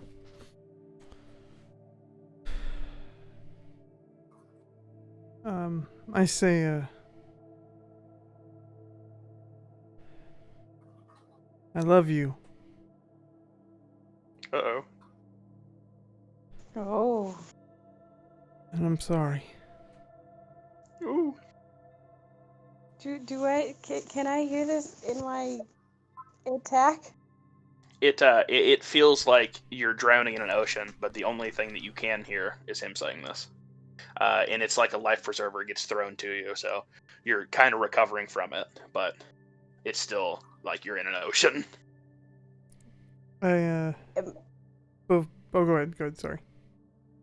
I was gonna ask DM if I could say one thing, can I just say no? Like, Yes. if it was one word, I just say no. Perfect. Can I physically interact? Like, could I like reach for synth like her box? Or yeah, you can get it off of your body. okay. But you notice like the ground beneath you, the grass. You're almost like ethereal, where stuff isn't touching you, but you are touching the ground. You can feel it. Okay. But you can feel the grass beneath you, like growing. Okay. What I'm going to do is I'm going to open up her box and tell her to take care of my body, take care of Scenery. And I tell her to not stop running. By the way, whenever she comes out of the box, she has been altered. Ow! Yes. She is actually glowing with the same like aura that you have. Okay. And she seems bigger almost, but her like life aura is getting bigger and bigger while you're in this form. Okay. And she like nods and picks up your body, and then kind of like digs her nose under the ground to pick up Serena. Okay. And then starts running. And I go for Rothmere. Ooh. Oh no! No! No! Alrighty.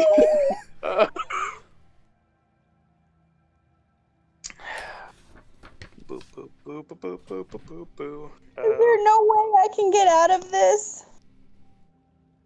I will give you the chance, but go ahead and roll initiative. Me? Yes. Oh no! That's gonna be a 17. Okay, yeah, you get first go. So Rothmere doesn't. He can feel your presence coming, but he doesn't react to it fast enough. I'm just gonna charge it. Oh, go ahead. Yeah, Sorry. you get to move. Well, I was just gonna say you get to move. Okay. I'm gonna charge at him with my great sword, and I'm just gonna come in.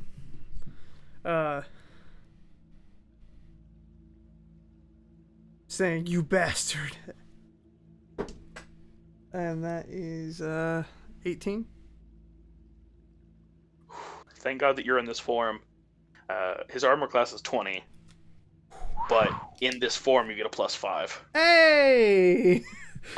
So you made it. As you charge, you notice that you're not running. You're actually like flying through the air with your sword pointed towards them. Okay. And the foliage and stuff beneath you and stuff has stopped growing and instead decaying. And like the life force of the bugs and plants and stuff is getting sucked into you to make you stronger.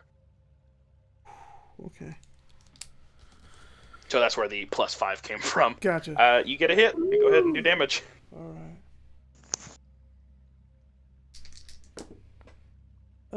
That's gonna be an 11 for that first one. Okay. And then I go for another swing. Oh, no, that does not hit. That's gonna be a 16. So the other doesn't hit. Even with the +5? Yeah, that's with the +5. Oh, good God. Well, the first swing, you got him, and it kind of got him in the side of the armor. The sword almost bended a little bit, but you persevered through and sent a little bit of life force into it, causing it to puncture the armor. Okay. So he has great sword damage, but he kind of hit the blade away, and when you went for a secondary strike, he slapped the blade out of the air, and so it hit the ground instead. Okay. And with his other hand, he pulls out his battle axe. All right. And he misses. Hey! He swings, but since it was he pulled it out with his left hand after slapping the sword away with the right, he didn't have enough reach to hit you. But he does kind of get into more of a battle position, and then goes for an unarmed strike, kind of a like a punch almost, with his right hand. And he hits. Oh, okay. So he has the axe in his left hand, but the right hand, he jumps towards you and gets like a haymaker on the jaw. Okay. And it does 6 damage. Okay. Come on. Okay. Is that his turn? Yeah, that was his 2 moves. Okay. So he hits me. I go, I kind of catch myself, and I say, "You killed my friend. You want Cinnery. You'll have to go through my dead body to get her." And I cast, we're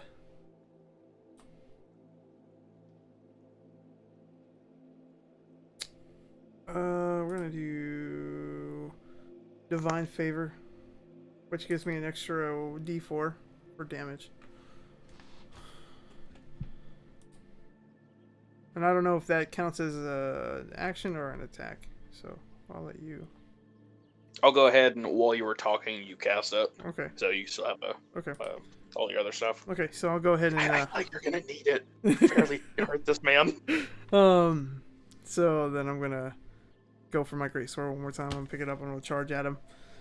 Don't fail me, please. That is a. Do math. 21 plus 5, 26. Yeah, if it was a 21 in the first place, you got it. Okay. Okay. So you get him with the great sword again. Yep. Roll damage.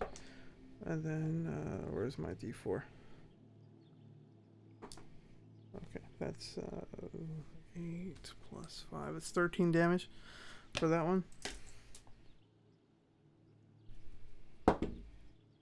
And then that is 23 to hit. Okay. Okay.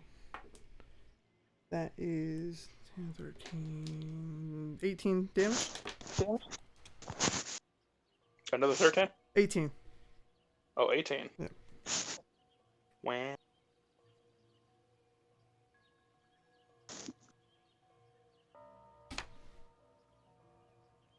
Alrighty.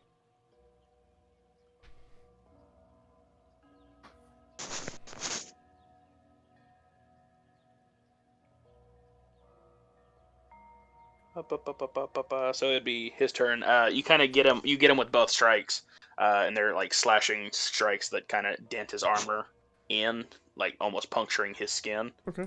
And it knocks him back with both strike. Okay.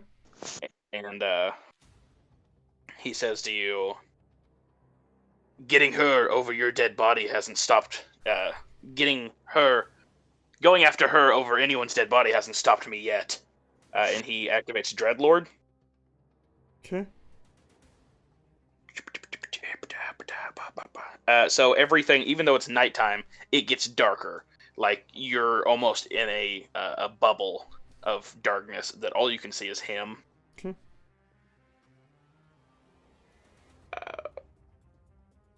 And then he has disadvantage on attack rolls against creatures in this area. He also casts Dreadful Aspect. So go ahead and roll a Wisdom saving throw. Whoo! That is 25. Okay. You can tell his armor has like lit up, and like you can hear the cries of your fallen brothers that was with you coming from the armor itself. And you can hear like all the people who have fallen beside you in the battle. And you can even hear like faint whimperings of synth, and you can kind of hear that emanating from the armor. It does not affect you. Your will stands strong. And then he uses his bonus action to cast Dreadlord Shadow Attack. Okay. Leave him alone. Do I need to? Okay. No, he rolled a 1. Oh, God. So I gotta see if it hits, even if he misses.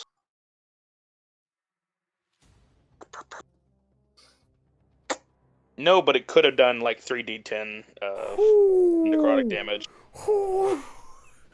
Oh. So he misses that. He's pretty much took a swipe at you with his right arm, but he kind of missed and did the turnaround like back into fighting position. Gotcha.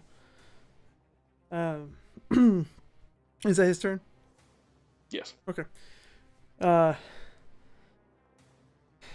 see. He said that. He said, I go, I almost quit one time, but I was given a second chance, and then another chance with Cinery, and another chance here.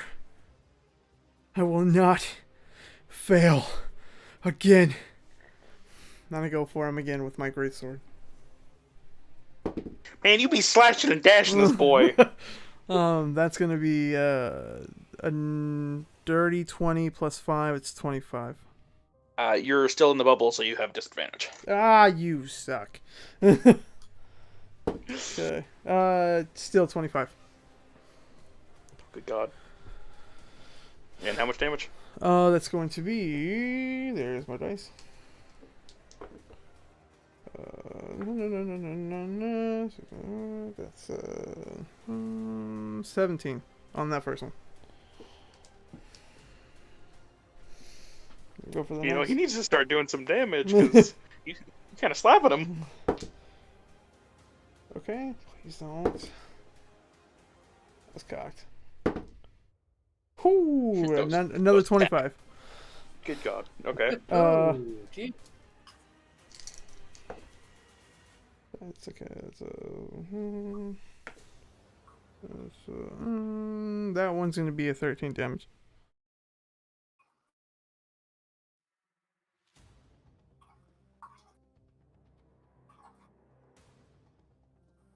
Good God.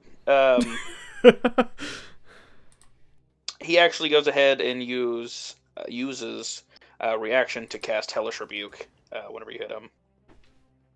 Okay. Oh. In cast Hellish Rebuke at 5th level. Hoping to finish you off.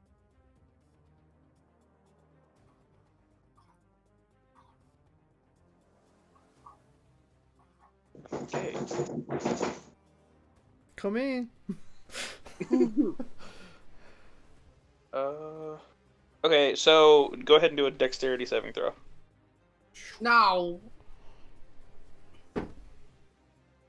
Cocked.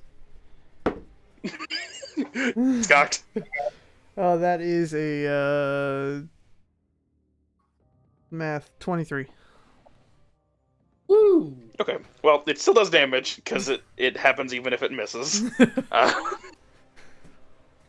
Is that half? So, 2d10 fire damage on a failed save, and since he cast it at level 5, that's going to... Oh, he didn't mean to cast that again.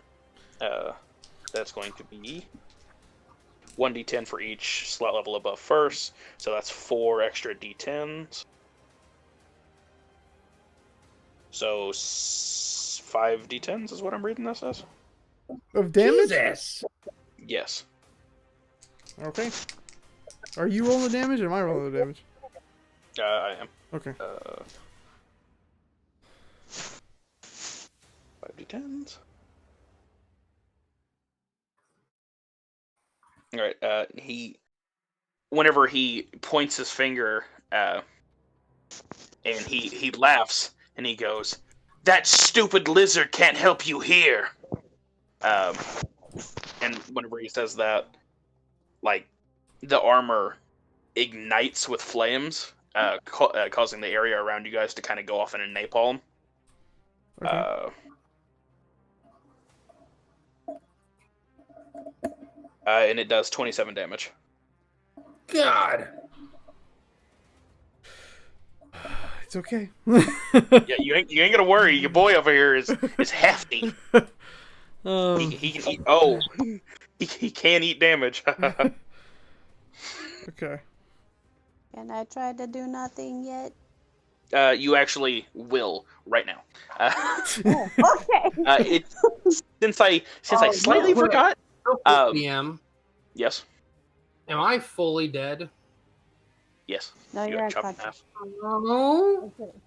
I wanted to make a sneak attack. You are dead. You're cut in half. You were chopped clean in half. Yeah. He gave you 3 options to not get chopped in half, and you still got chopped in half. But we don't negotiate with terrorists. I guess. I mean, Wow. Oh. You could have stopped talking and then just not been there when he was there, but you just kept talking. I was talking to the other people. Trying to Talking. you actually. That's what Milo does. He talks. You notice that synth stops in the woods, and you hear someone talking, and you hear, "It's gonna be okay." And then it immediately almost snaps you out of it, because everything from what's happening kind of went to like, "Oh God, who just stopped the wolf?" It's Gerald, Oh God. and he kind of gets you, like, in his arms, and he's like, I can't explain too much, but whatever that thing is that just showed up spiked all our readings, and we got to get back there and stop it. Are you talking about Rothmere? You're Yes. gonna die against him. I've already got Rage on their way. They'll be here in a minute. We've got to get this thing under control. And he starts fey hopping back towards the battlefield, pretty much. Okay, I don't stop him. I don't question, I don't stop him. The synth kind of like keeps your body safe, but keeps following from a distance. Whenever you guys get there, this is during the battle, like you guys pretty much yelling at each other. It looks like as you guys approach, you can physically see the starlights like dying out around you, and like the world kind of closes in towards these two fighting in the street.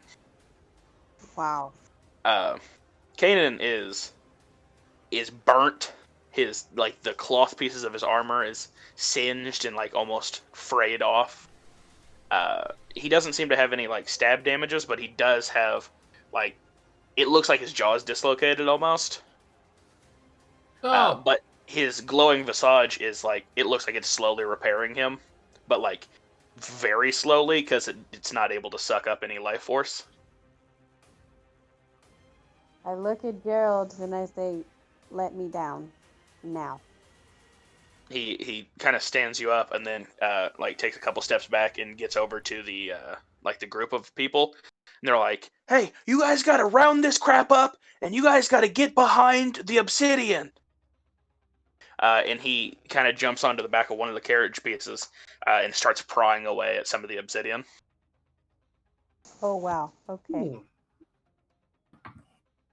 I'm going to walk over to Kanan. They're currently like anime battling in the street. Oh, she's gonna walk Then through the fire. I'm going to yell, Rothmere! Actually, whenever you do that, it was Rothmir's turn, right? I think so, yeah. Because he did the hellish rebuke after you hit him. Yeah. He, like, it lights you on fire and stops you for a second. And he stops fighting. He kind of holds his axe and looks over your shoulder at her. Okay. And he says, "You can't be here right now. You might get hurt." Then I ask that you not fight. That if I go with you willingly, you fix this and you leave them be. He kind of chucks the axe over to his right hand and makes another swing on you. Did I hit? Let me see. And I'm going to, while he's like doing all of this, I'm going to bravely still walk up in between. Well, he misses anyways.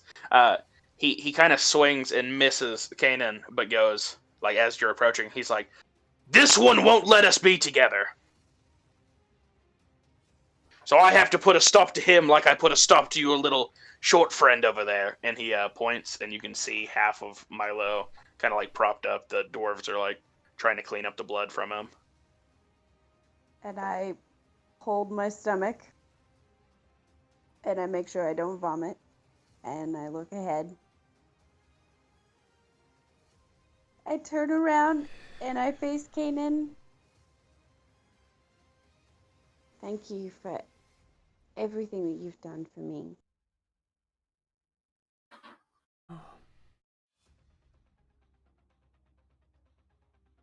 The answer is you're more than just a friend to me. But I ask you to relinquish your sword and go back to your body to heal.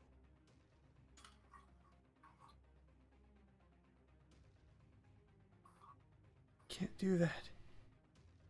Rothmere,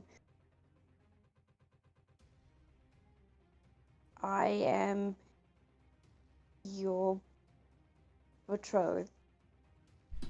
Then I ask that you fix this mess You put my friend back together. You make sure this caravan gets safe. And I will leave with you.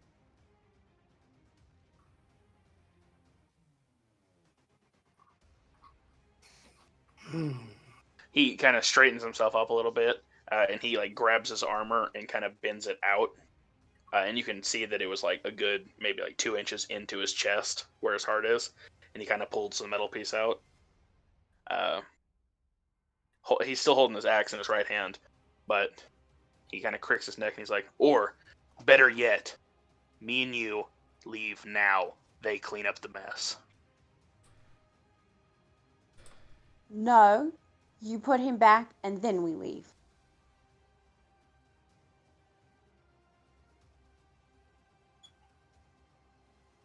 Fine. He, Kanan, of course, unless you want to do anything about this, he kind of puts it, like, sidles his axe into his holster,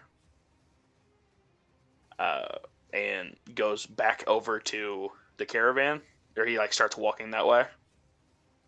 I'm gonna stop him. That's what I figured you were gonna do.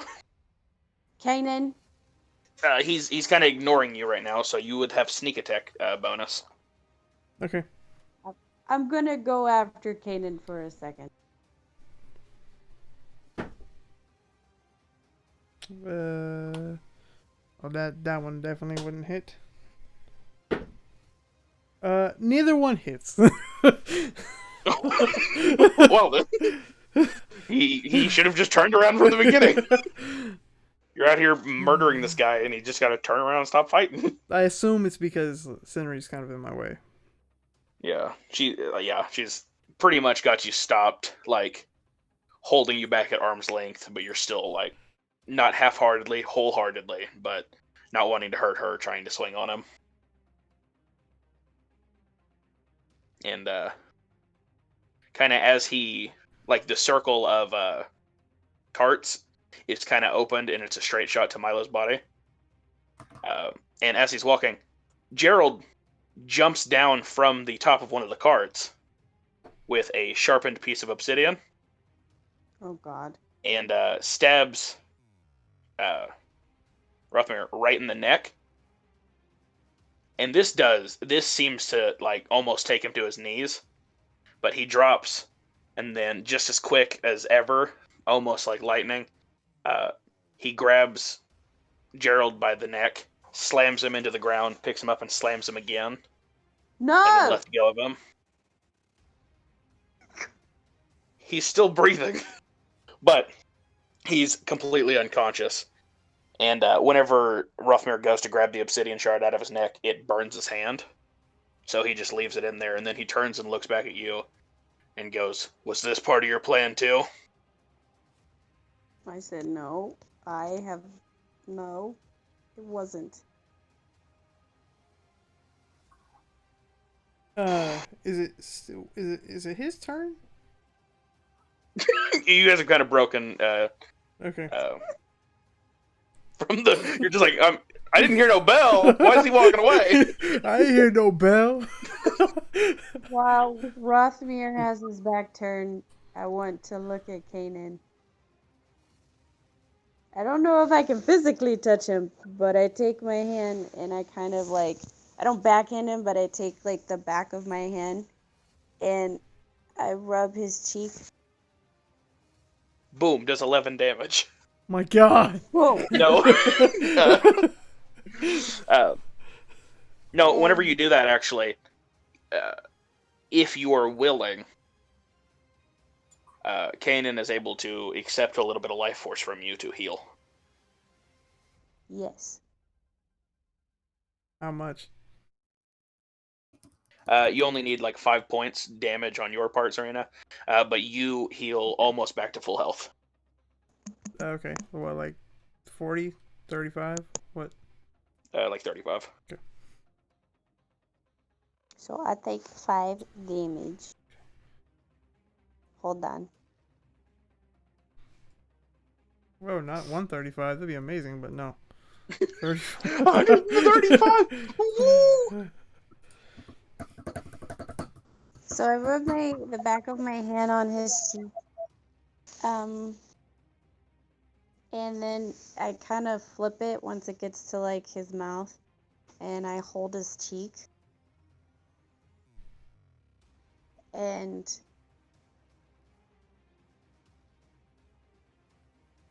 I look at him in the eyes and say,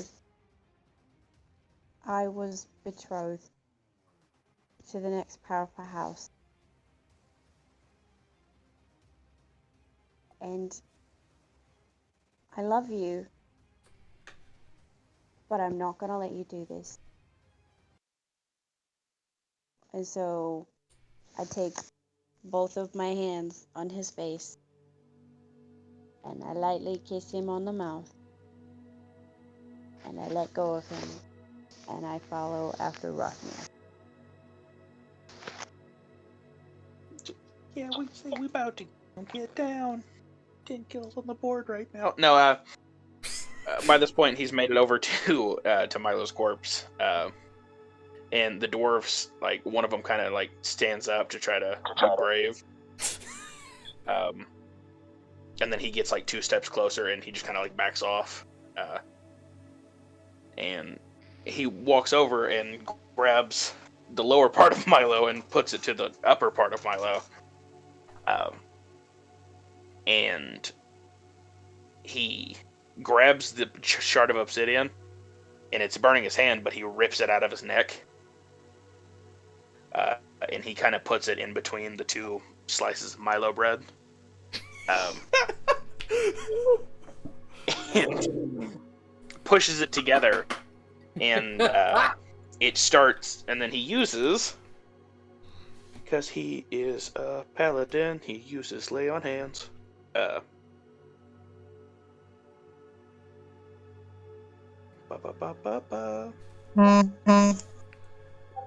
He gives 10 points. He gives him 10 points of health back to Milo, so he is conscious, or he's unconscious, but he's alive. Ooh. So I only have 10 points of health right now? Yes, but you are unconscious because your body is putting itself back together. Yeah. So you should like naturally regain health, but over time. But he turns around, starts walking back, and kind of stops over Gerald's body, and crouches down and lifts up Gerald's belt buckle, or like his belt because he's facing face down, and he pulls a vial off of it, puts it in his pocket, and then starts heading back towards you guys. And I meet him the rest of the way.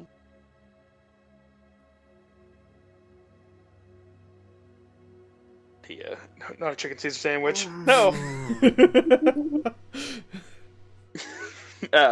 But whenever you guys get halfway, he assertively but not forcefully, kind of like grabs you around the like midsection a little bit, and then lifts up the vial and says, "I thought this was going to come in handy. Now, how about you just continue on with what you were doing?" Saying this to Kanan. He's like, "And I'll keep what's mine." And he breaks the vial, and kind of like a sludge starts covering him and Serena.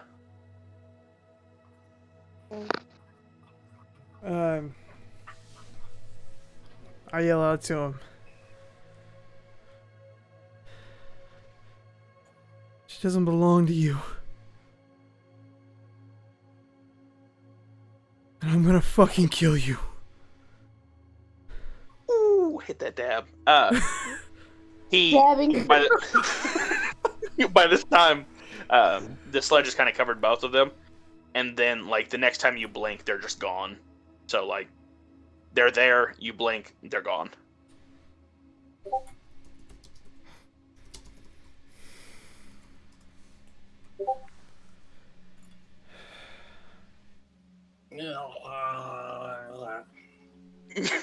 the sound that Milo makes whenever he's regaining consciousness. I return back to my body. Synth kind of like kneels down and it slides off in kind of a standing upright position. And it allows you to just step back in. And I look at Milo, and I don't know where Sven's at, but I look at Milo and I say, "Fuck this kingdom. I'm getting Senri back."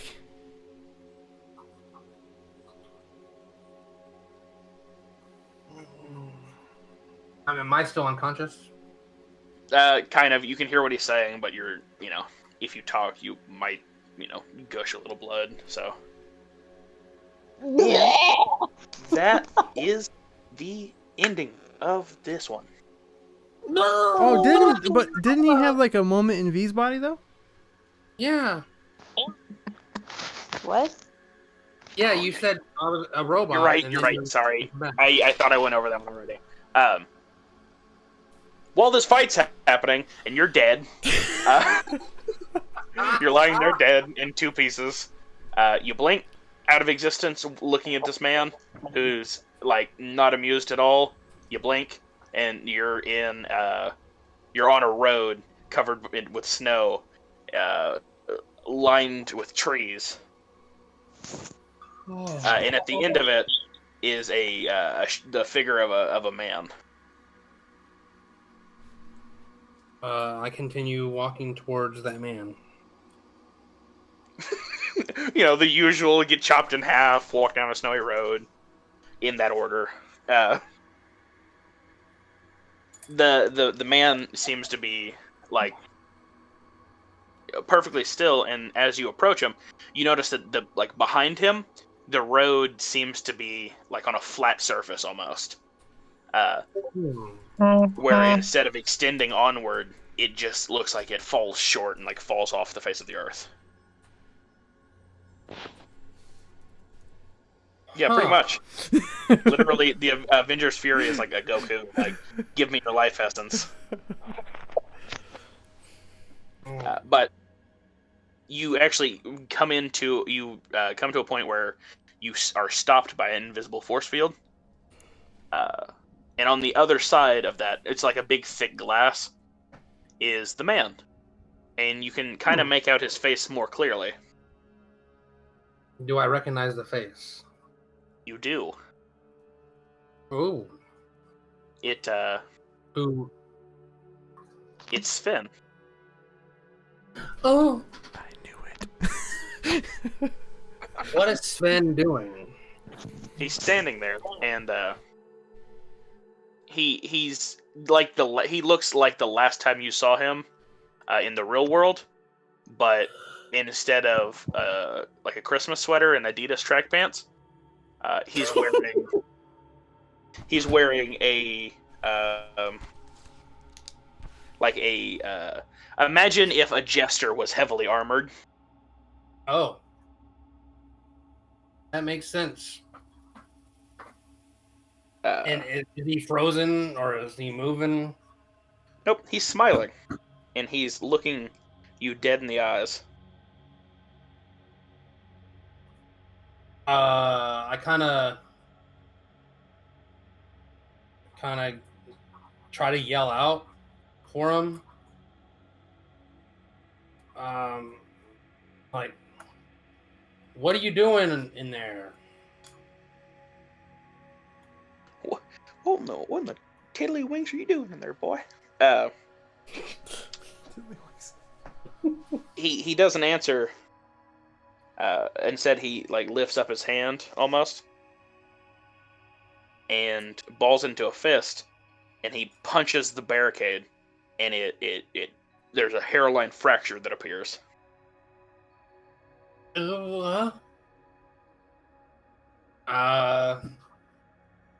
I go, do you want me to punch the barricade as well? He smiles and shakes his head yes. So I rear back and punch the barricade as hard as I can. Okay, this is kind of what the armor looks like. Oh God! This nightmare fuel, man. No! Oh, dear Lord! You're like, wait, never mind! No!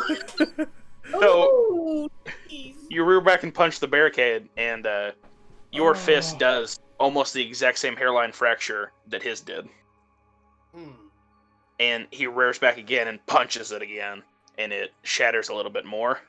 But it looks like there's a good, 2 feet of glass in between you and him. I guess I keep trying to punch it. You get another punch in, and you can see kind of the glass in front of you fractures in two and slides open for a second. And you can see a miniaturized version of... You recognize the world as the map that's in your head, but it looks like you're sitting in a throne overlooking the whole world. And you can see this big black dome, and you can see this big cave that has a village in, or a kingdom in it, and you can see in the distance 2 volcanic mountains with a kingdom in between it.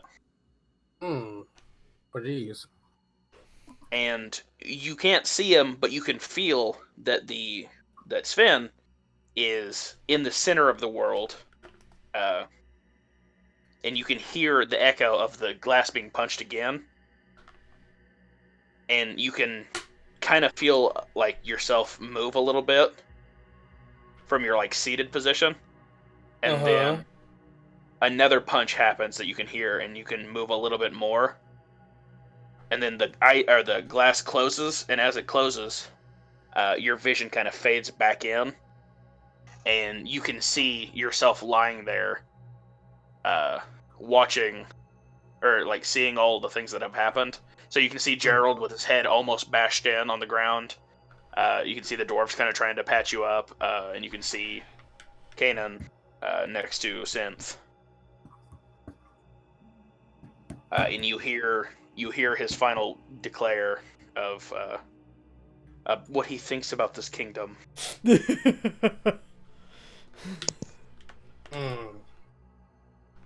And do I kind of snap awake? Yes, and that is where we'll end up. Oh, geez. All right. Duck it, dang darn. Well, that was a very good session. I was not expecting that. Man. Oh, that was... I died. I didn't like that. man. Well, I mean,